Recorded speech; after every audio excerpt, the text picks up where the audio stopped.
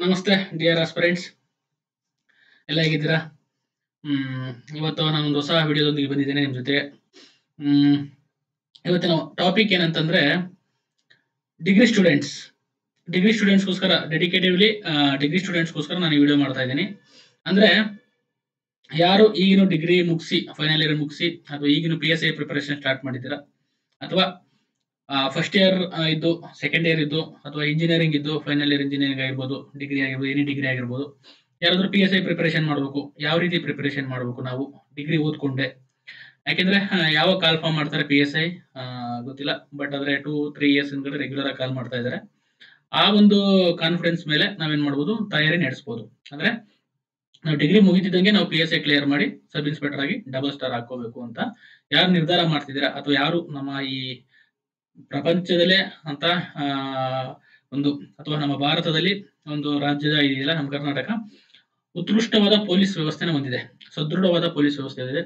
ಮತ್ತೆ ಈ ಒಂದು ಪೊಲೀಸ್ ಯೂನಿಫಾರ್ಮ್ ಹಾಕೋಬೇಕು, ಮತ್ತೆ ಪೊಲೀಸ್ ಡಿಪಾರ್ಟ್ಮೆಂಟ್ ಸೇರ್ಕೋಬೇಕು ಅಂತ ಎಷ್ಟೋ ಯುವಕರು ಪ್ರಯತ್ನ ಪಡ್ತಿರ್ತೀರಾ, ಮತ್ತೆ ಎಷ್ಟೋ ಪ್ರಿಪರೇಷನ್ ಮಾಡ್ತಾ ಇರ್ತೀರಾ, ಎಕ್ಸಾಮಿಗೆ ಪ್ರಿಪೇರ್ ಮಾಡ್ತಾ ಇರ್ತೀರಾ, ಅಂತ ಕನಸು ಕಾಣ್ತಾ ಇರ್ತೀರಾ. ಮೇನ್ ಆಗಿ ಕನಸು ಇಂಪಾರ್ಟೆಂಟ್ ಅಲ್ವಾ? ಆ ಕನಸು ಕಾಣ್ತಿರೋ ಹುಡುಗರಿಗೆ ನನ್ನ ಒಂದು ಕನಸನ್ನ ನನಸು ಮಾಡೋ ಒಂದು ಹಾದಿಯಲ್ಲಿ ನಾನೊಂದು ಸಹಾಯ ಮಾಡಬೇಕು, ಅಥವಾ ಏನೋ ಅವ್ರಿಗೊಂದು ಹೆಲ್ಪ್ ಆಗಿರ್ಬೇಕು, ಅಥವಾ ಅವ್ರಿಗೆ ಮಾರ್ಗದರ್ಶನ ಮಾಡಬೇಕು ಅಂತ ಅಂದ್ಬಿಟ್ಟು ನಾನು ಈ ವಿಡಿಯೋ ಮಾಡ್ತಾ ಇದ್ದೀನಿ. ಇದರ ಮೇನ್ ಬೇಸಿಕ್ ಏನಂತ ಅಂತಂದ್ರೆ ಓನ್ಲಿ ಫಾರ್ ಡಿಗ್ರಿ ಸ್ಟೂಡೆಂಟ್ಸ್, ಯಾರು ಡಿಗ್ರಿ ಓದ್ತಾ ಇದ್ದಾರೆ ಅವ್ರಿಗೆ ಡೆಡಿಕೇಟಿವ್ಲಿ ಅವ್ರಿಗೆ ಮಾಡ್ತಾ ಇರ್ತೀನಿ ವಿಡಿಯೋ ನಾನು. ಗೊತ್ತಾಯ್ತಾ? ನೀವು ಏನ್ ನೋಡ್ತಾ ಇದ್ದೀರಾ ಸ್ಕ್ರೀನ್ ಮೇಲೆ, ಯಾರು ಡಿಗ್ರಿ ಓದ್ತಾ ಇದ್ದಾರೆ ಬಿಗಿನರ್ಸ್, ಗೊತ್ತಾಯ್ತಾ? ಬಿಗಿನರ್ಸ್ ಯಾರಿದ್ದಾರೆ ಅವರಿಗೆ ನಾನು ಈ ವಿಡಿಯೋನ ಮಾಡ್ತಾ ಇದ್ದೀನಿ. ಅಂದ್ರೆ ಯಾವ ರೀತಿ ಪ್ರಿಪೇರ್ ಮಾಡಬೇಕು, ಗೊತ್ತಾಯ್ತಾ?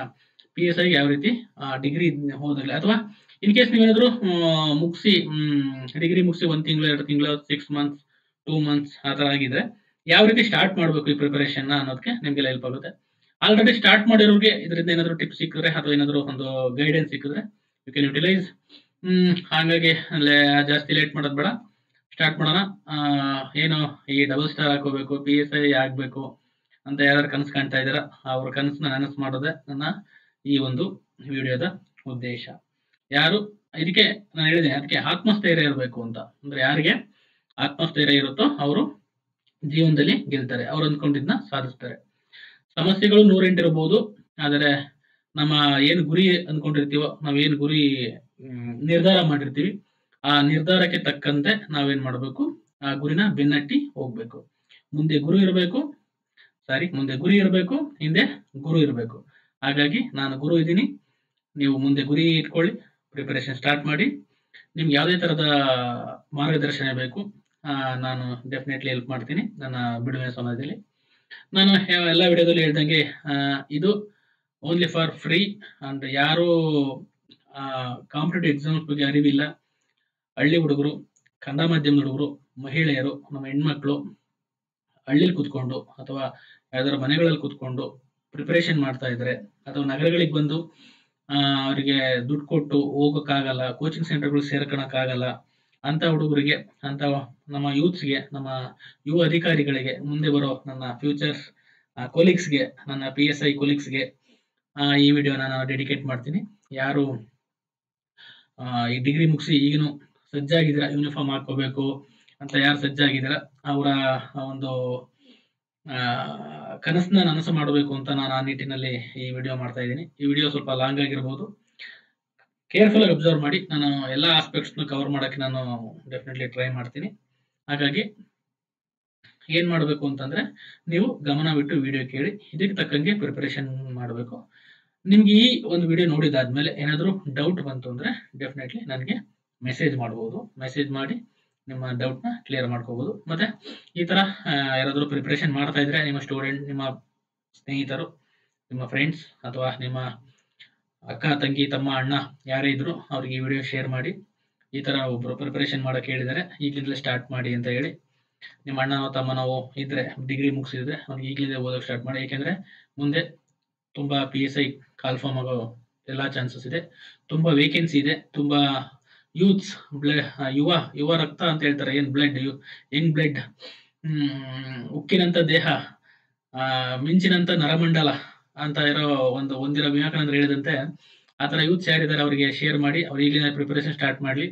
ಅವ್ರಿಗೊಂದು ಗಿಫ್ಟ್ ಥರ ಕೊಡಿ, ಈ ಥರ ನೋಡು, ಈ ಥರ ಪ್ರಿಪರೇಷನ್ ಮಾಡಿ, ಈಸಿ ಇದೆ, ಸಿಕ್ಕಾಪಟ್ಟೆ ಈಸಿ ಇದೆ ಪ್ರಿಪರೇಷನ್ ಮಾಡೋದು, PSI ಆಗೋದು, ಟ್ರೈ ಮಾಡು ಅಂತ ಅವ್ರಿಗೆಲ್ಲ ಹೇಳಿ, ಅವ್ರಿಗೆ ಡೆಡಿಕೇಟ್ ಮಾಡಿ, ಅವ್ರನ್ನ ಟ್ಯಾಗ್ ಮಾಡಿ ಅಂತ ಹೇಳ್ತಾ ಇವತ್ತಿನ ವಿಡಿಯೋ ಸ್ಟಾರ್ಟ್ ಮಾಡೋಣ. ಮೊದಲಿಗೆ ಇದು ನನ್ನ ಒಂದು ಇಂಟ್ರಡಕ್ಷನ್. ನೀವು ಆಲ್ರೆಡಿ ನೋಡಿರ್ತೀರ ನನ್ನ ಬಗ್ಗೆ. ಸುಮಾರು ಎಕ್ಸಾಮ್ಸ್ ಕ್ಲಿಯರ್ ಮಾಡಿದ್ದೀನಿ ನಾನು. I cleared so many exams. 4 PSI clear ಮಾಡಿದ್ದೀನಿ, RSI, ಸಿವಿಲ್, KS ಪ್ರಿಲಿಮ್ಸ್ ಬರ್ತಿದ್ದೀನಿ, UPSC ಮೈನ್ಸ್ ಬರ್ತಿದೆ ಒಂದ್ಸತಿ. ಸಣ್ಣ ಇಂಟ್ರಡಕ್ಷನ್ ಇದು. Okay, let's move. ಗೊತ್ತಾಯ್ತಾ? Next PSI preparation for degree students, ಇದು ಇವತ್ತಿನ ಟಾಪಿಕ್. ಓಕೆನಾ? ಅಂದ್ರೆ ಈ ಪದವಿ ಓದುತ್ತಿರುವ ವಿದ್ಯಾರ್ಥಿಗಳು ಮೊದಲ ಬಾರಿಗೆ PSI ಯಾರು ಬರೀತಿದ್ದಾರೆ ಅವ್ರಿಗೋಸ್ಕರ ಈ ಒಂದು ಏನು ವಿಡಿಯೋ ಡೆಡಿಕೇಟ್ ಮಾಡ್ತಾ ಇದ್ದೀನಿ. ಮೊದಲಿಗೆ ಈಗ ನಿಮಗೆ ಏನಂತಂದ್ರೆ ದೈಹಿಕ ಪರೀಕ್ಷೆ ಏನು PSI ಆಗ್ಬೇಕು ಅಂತಂದ್ರೆ ಫಸ್ಟ್ ಏನ್ ಮಾಡ್ಬೇಕು, ದೈಹಿಕ ಪರೀಕ್ಷೆನ ಪಾಸ್ ಮಾಡಬೇಕು. ಇದರಲ್ಲಿ 2 ಹಂತ ಇರುತ್ತೆ. ಮೊದಲು 3 ಹಂತ ಇತ್ತು, ಈಗ 2 ಹಂತ ಆಗಿದೆ. ಇಂಟರ್ವ್ಯೂನ ತೆಗೆದಾಕಿದ್ದಾರೆ. ಹಾಗಾಗಿ ನಿಮ್ಮ ಸೆಲೆಕ್ಷನ್ 2 ಹಂತಗಳಲ್ಲಿ ನಡೆಯುತ್ತೆ. ಒಂದು ದೈಹಿಕ ಪರೀಕ್ಷೆ ಅಂದ್ರೆ ಫಿಸಿಕಲ್ ಫಿಟ್ನೆಸ್, ದೈಹಿಕ ಸಹಿಷ್ಣುತೆ ಅಂತ ಕರೀತಾರೆ. ನಾನು ಸಿಂಪಲ್ ಆಗಿ ದೈಹಿಕ ಪರೀಕ್ಷೆ ಅಂತ ಹಾಕಿದ್ದೀನಿ. ಇದರಲ್ಲಿ ದೈಹಿಕ ಪರೀಕ್ಷೆಯಲ್ಲಿ ಏನಿರುತ್ತೆ ಅಂತಂದ್ರೆ ರನ್ನಿಂಗ್ ಓಡೋದು. ಗೊತ್ತಾಯ್ತಾ? ಗಂಡು ಮಕ್ಕಳಿಗೆ ಅಂದ್ರೆ ಪುರುಷರಿಗೆ 1600 ಗುಂಡು ಎಸೆತ, long jump or high jump. ಹೆಣ್ಮಕ್ಳಿಗೆ 400 ಮೀಟರ್ಸ್ ಗುಂಡು ಎಸೆತ, long jump or high jump ಇದಿರುತ್ತೆ. ಮತ್ತೆ ಗಂಡು ಮಕ್ಕಳಿಗೆ ಪುರುಷರಿಗೆ ಹೈಟ್ ಚೆಕ್ ಮಾಡ್ತಾರೆ. ಮತ್ತೆ ಚೆಸ್ಟ್ ಎಕ್ಸ್ಪೆನ್ಷನ್ 5 ಎಕ್ಸ್ಪೆಂಡ್ ಆಗ್ಬೇಕು. ಅಂದ್ರೆ ನಾನು ಈ ದೈಹಿಕ ಪರೀಕ್ಷೆಗೆ ಸಂಬಂಧಪಟ್ಟ ಒಂದು ವಿಡಿಯೋ ನಾನು ಮಾಡ್ತೀನಿ. ಆದ್ರೆ ಇಲ್ಲಿ ಬರೀ ನಾನು ಬ್ರೀಫ್ ಆಗಿ ಹೇಳ್ಕೊಂಡು ಹೋಗ್ತೀನಿ. ಫಿಸಿಕಲ್ ಫಿಟ್ನೆಸ್ ಯಾಕಂದ್ರೆ ನಿಮಗೆ ಅದು ಮುಂದೆ ಗೊತ್ತಾಗ್ತಾ ಹೋಗುತ್ತೆ, ನೀವು ಫಿಸಿಕಲ್ ಫಿಟ್ನೆಸ್ ಎಷ್ಟು ಮಾಡಬೇಕು ಅದೇ. ಬಟ್ ಹೈಟ್ ಮಾತ್ರ ಹುಡುಗರಿಗೆ 168 ಇರಬೇಕು. ಓಕೆನಾ? ಮತ್ತೆ ಹುಡುಗಿರಿಗೆ 156 ಇರಬೇಕು. ಐ ಥಿಂಕ್ ಕರೆಕ್ಟ್ ಆಗಿ ಅನ್ಕೊಂತೀನಿ. ಸೊ ಮಿಸ್ಟೇಕ್ ಇದ್ರೆ ಕರೆಕ್ಟ್ ಮಾಡ್ಕೊಳ್ಳಿ. ನಾನು ತುಂಬಾ ದಿನ ಆಗಿದೆ ನಾನು ಫಿಸಿಕಲ್ ಬಗ್ಗೆ ನೋಡಿ, ಹಾಗಾಗಿ ಅದು ಕರೆಕ್ಷನ್ ಮಾಡ್ಕೊಳ್ಳಿ ಏನಾದ್ರು ಮಿಸ್ಟೇಕ್ ಆಗಿದ್ರೆ. ಐ ಥಿಂಕ್ ಪುರುಷರದ್ದು ಮಾತ್ರ ಫಿಕ್ಸ್ 168 ಮಿನಿಮಮ್ ಹೈಟ್ ಇರಬೇಕು, ಮ್ಯಾಕ್ಸಿಮಮ್ ಎಷ್ಟಾದ್ರೂ ಇರ್ಬೋದು. ಚೆಸ್ಟ್ ನೀವು ಎಕ್ಸ್ಪೆಂಡ್ ಮಾಡಿದಾಗ ಏನ್ ಮಾಡ್ಬೇಕು, 5 ಸೆಂಟಿಮೀಟರ್ ಬರಬೇಕು ಚೆಸ್ಟ್. ಓಕೆ, 80 ಇದ್ರೆ 85 ಆಗ್ಬೇಕು, 90 ಇದ್ರೆ 95 ಆಗ್ಬೇಕು. ಗೊತ್ತಾಯ್ತಾ? ಹಾಗಾಗಿ ಅದನ್ನ ನೀವು ಫಿಸಿಕಲ್ ಫಿಟ್ನೆಸ್ ಅಲ್ಲಿ ಹುಡುಕ್. ಮತ್ತೆ ಹೆಣ್ಮಕ್ಳಿಗೆ ಹೈಟ್ 156 ಅನ್ಕೊಂತೀನಿ, ಸಾರಿ ಅದು ತಪ್ಪಾಗಿದ್ರೆ ಕರೆಕ್ಷನ್ ಮಾಡ್ಕೊಳ್ಳಿ. ಮತ್ತೆ ವೆಯ್ಟ್ ಇರ್ಬೇಕು, ಅವ್ರಿಗೆ ವೆಯ್ಟ್ 50 kg ಮೇಲೆ ವೆಯ್ಟ್ ಅವರು ಬರಬೇಕು. ಇಷ್ಟು ಒಂದು ಫಿಸಿಕಲ್ ಒಂದು ದೈಹಿಕ ಒಂದು ಫಿಟ್ನೆಸ್ ಇರಬೇಕು. ಇನ್ನ ರನ್ನಿಂಗ್ ಮತ್ತೆ ಉದ್ದ ಜಿಗಿತ, ಎತ್ತರ ಜಿಗಿತ, ಗುಂಡು ಎಸೆತಕ್ಕೆ ಬಂದ್ರೆ ಏನಾಗುತ್ತೆ, 1600 ಮೀಟರ್ನ ಓಡ್ಬೇಕಾಗತ್ತೆ ಪುರುಷರು, 400 ಮೀಟರ್ನ ಮಹಿಳೆಯರು ಓಡ್ಬೇಕಾಗತ್ತೆ. ಟೈಮಿಂಗ್ಸ್ ಇದು 6 ಮಿನಿಟ್ಸ್ ಇರುತ್ತೆ, 6 and 30 ಮಿನಿಟ್ಸ್ ಇರುತ್ತೆ. 6 ಮಿನಿಟ್ಸ್ 30 ಸೆಕೆಂಡ್ಸ್, 6.5 ನಿಮಿಷದೊಳಗೆ ಓಡಬೇಕಾಗುತ್ತೆ. ಸಿವಿಲ್ಗಾದ್ರೆ 7 ನಿಮಿಷದವರೆಗೂ ಟೈಮ್ ಇರುತ್ತೆ. ಗೊತ್ತಾಯ್ತಾ? RSI ಹಾಗಾದ್ರೆ 6.5 ನಿಮಿಷದವರೆಗೂ ಇರುತ್ತೆ. KSRPಗೆ ಸ್ವಲ್ಪ ಡಿಫರೆನ್ಸ್ ಆಗುತ್ತೆ. ಅದ್ರ ಬಗ್ಗೆ ನಾನು ಇದಕ್ಕೆ ಡೆಡಿಕೇಟೆಡ್ ವಿಡಿಯೋ ಮಾಡ್ತೀನಿ. ಹಾಗಾಗಿ ಅಲ್ಲಿ ತಿಳ್ಕೊಳ್ಳೋಣ ಈ ಫಿಸಿಕಲ್ ಬಗ್ಗೆ. CR ಹೆಂಗಿರುತ್ತೆ, PSI ಸಿವಿಲ್ ಹೆಂಗಿರುತ್ತೆ, RSI ಹೆಂಗಿರುತ್ತೆ, ವೈರ್ಲೆಸ್ ಹೆಂಗಿರುತ್ತೆ, ಫಿಂಗರ್ ಪ್ರಿಂಟ್ ಹೆಂಗಿರುತ್ತೆ, ಅದ್ರದೆಲ್ಲ ಸಪರೇಟ್ ಆಗಿ ವಿಡಿಯೋ ತಿಳ್ಕೊಳ್ಳೋಣ. ಬ್ರೀಫ್ ಆಗಿ ಅಂದ್ರೆ 1600 ಮೀಟರ್ ಓಡಬೇಕು. 6.5 ನಿಮಿಷ ಅನ್ಕೊಂಡು ಓದಿ, ಇವಾಗ್ಲಿಂದ ಓಡಿ. ಯಾಕೆಂದ್ರೆ 6.5 ನಿಮಿಷದಲ್ಲಿ ಓಡಿದ್ರೆ ನೀವೆಲ್ಲ ಎಕ್ಸಾಮ್ಸ್ ಕ್ಲಿಯರ್ ಮಾಡ್ಬೋದು. RSI, PSI, ಸಿವಿಲ್, ವೈರ್ಲೆಸ್ ಇದೆಲ್ಲ ನೀವು ಕ್ಲಿಯರ್ ಮಾಡ್ಬೋದು. ಓಕೆನಾ? ಮತ್ತೆ ಉದ್ದ ಜಿಗಿತ ಅಥವಾ ಎತ್ತರ ಜಿಗಿತ. ಉದ್ದ ಜಿಗಿತ ನೀವು ಫೇಲ್ ಆಯ್ತು ಅಂದ್ರೆ ನೀವೇನ್ ಮಾಡ್ತಾರೆ, ಎತ್ತರ ಜಿಗಿತಕ್ಕೆ ನಿಮ್ಮನ್ನ ಕರ್ಕೊಂಡು ಹೋಗ್ತಾರೆ. ನೆಕ್ಸ್ಟ್ ಗುಂಡು ಎಸೆತ ಇರುತ್ತೆ, ಇದನ್ನ ನೀವು ಪ್ರಾಕ್ಟೀಸ್ ಮಾಡಿರ್ಬೇಕಾಗುತ್ತೆ ಮೊದಲನೇ. ಈಗ ಡಿಗ್ರಿ ಓದ್ತಿದ್ರೆ ನಾವೇನ್ ಮಾಡ್ಬೇಕು ಅಂತಂದ್ರೆ ಈಗ್ಲಿಂದಲೇ ರನ್ನಿಂಗ್ ಮಾಡಕ್ ಸ್ಟಾರ್ಟ್ ಮಾಡಿ. ಹೇಳ್ತಾರೆ, ಸರ್ ಫಿಸಿಕಲ್ ಇರೋದು ಇನ್ನೂ ತುಂಬಾ ದೂರ ಇದೆ, ನಾನು ಇನ್ನೂ ಅಪ್ಲಿಕೇಶನ್ ಹಾಕಿಲ್ಲ, ನಾನು ಯಾಕೆ ಫಿಸಿಕಲ್ ಬರ್ಬೋದು. ಎಷ್ಟೋ ಜನ ರನ್ನಿಂಗ್ ಫೇಲ್ ಆಗಿದ್ದಾರೆ, ಹೈಟಲ್ ಫೇಲ್ ಆಗಿದ್ದಾರೆ, ವೆಯ್ಟಲ್ ಫೇಲ್ ಆಗಿದ್ದಾರೆ, ಚೆಸ್ಟಲ್ಲಿ ಫೇಲ್ ಆಗಿದ್ದಾರೆ, ಉದ್ದ ಜಿಗಿತ ಫೇಲ್ ಆಗಿದ್ದಾರೆ, ಎತ್ತರ ಜಿಗಿತ ಫೇಲ್ ಆಗಿದ್ದಾರೆ, ಗುಂಡು ಎಸೆದಲ್ಲಿ ಫೇಲ್ ಆಗಿದ್ದಾರೆ. ಹಾಗಾಗಿ ನೀನ್ PSI ಆಗ್ತೀನಿ ಅಂತ ಡಿಸೈಡ್ ಮಾಡಿದ್ಮೇಲೆ ಈಗ್ಲಿಂದಲೇ ಸ್ಟಾರ್ಟ್ ಮಾಡು. ಓಕೆನಾ? ಈಗ್ಲಿಂದಲೇ ಫಿಸಿಕಲ್ ಕೊಡಕ್ಕೆ ಸ್ಟಾರ್ಟ್ ಮಾಡು, ಈಗ್ಲಿಂದಲೇ ಪ್ರಾಕ್ಟೀಸ್ ಮಾಡ್ಕೋ. ಗೊತ್ತಾಯ್ತಾ? ಪ್ರಾಕ್ಟೀಸ್ ಮಾಡಿದ್ರೆ ನಿಮ್ಗೆ ಅದು ಒಂದು ತುಂಬಾ ಅನುಕೂಲ ಆಗುತ್ತೆ. ಹಾಗೆ ಯಾಕಂದ್ರೆ ಅವಾಗ ನಿಮ್ಗೆ ಏನು ಪ್ರಾಬ್ಲಮ್ ಬರಲ್ಲ, ನೀವು ಈಸಿಯಾಗಿ ಓಡ್ಬಿಡ್ತೀರಾ. 6.5 ನಿಮಿಷಕ್ಕೆ ನೀವೇನಾದ್ರು ಪ್ರಾಕ್ಟೀಸ್ ಮಾಡಿದ್ರೆ ನೀವು ಡೆಫಿನೆಟ್ಲಿ ಬೇಗ ಕ್ಲಿಯರ್ ಮಾಡ್ತೀರಾ. ಇದು ಎಲ್ಲ ಕೇಳೋ ಡೌಟ್ ಸರ್ ಎಷ್ಟು ಹೈಟ್ ಇರಬೇಕು, ಎಷ್ಟು weight ಇರಬೇಕು, ಅದ್ರ ಬಗ್ಗೆ ನಾನು ಆಲ್ರೆಡಿ ಹೇಳಿದ್ದೀನಿ. ಇದಕ್ಕೆ ಅದನ್ನು ಡೆಡಿಕೇಟೆಡ್ ವಿಡಿಯೋ ಬೇಕು ಅಂದ್ರೆ ನಾನು ಅದನ್ನ ಮಾಡೋಣ, ಗೊತ್ತಾಯ್ತಾ? ಅದ್ರ ಬಗ್ಗೆ ಚರ್ಚೆ ಬೇಡ. ಯಾಕಂದ್ರೆ ನೀವು 168 ಮೇಲೆ ಯಾರು ಹೈಟ್ ಇದ್ದೀರಾ ಅವರೆಲ್ಲ ಈಗಲಿಂದಲೇ ಪ್ರಿಪರೇಷನ್ ಸ್ಟಾರ್ಟ್ ಮಾಡಿ, ರನ್ನಿಂಗ್ ಸ್ಟಾರ್ಟ್ ಮಾಡಿ, ಓಡಕ್ ಸ್ಟಾರ್ಟ್ ಮಾಡಿ. ಇದು ಮಿನಿಮಮ್ ಹೈಟ್ ಇರಲೇಬೇಕು. ಯಾಕಂದ್ರೆ ಕಡಿಮೆ ಹೈಟ್ ಇದ್ರೆ ನೀವು ಸೆಲೆಕ್ಷನ್ ಆಗಲ್ಲ. ಓಕೆನಾ? ನೆಕ್ಸ್ಟ್, PSI ದಿನನಿತ್ಯ ಒಂದು ದೈಹಿಕ ವ್ಯಾಯಾಮ ಮಾಡಬೇಕು ಅಂತ ಹೇಳಿದೆ. ಡೈಲಿ ಓಡಿ 1 ಅವರ್ ಇದಕ್ಕೆ ಅಂತ ಮೀಸಲಿಟ್ಬಿಡಿ. ಡಿಗ್ರಿ ಹೋಗ್ತಿರೋದು ಡಿಗ್ರಿ ಮಾಡ್ತಿರೋದು ತುಂಬಾ ಈಸಿ. 1 ಅವರ್ ನೀವು ಆರಾಮಾಗಿ 1 ಅವರ್ ಎತ್ತಿಟ್ಬಿಡ್ಬೋದು. ಯಾಕೆಂದ್ರೆ ಮಾರ್ನಿಂಗ್ ಎಲ್ಲ ಫ್ರೀ ಇರ್ತೀರಾ. ಸಬ್ಜೆಕ್ಟ್ ಬಿಟ್ರೆ ಬೇರೆ ಏನು ಕೆಲಸ ಇರಲ್ಲ, ಓದೋದ್ ಬಿಟ್ರೆ ಬೇರೆ ಕೆಲಸ ಇರಲ್ಲ.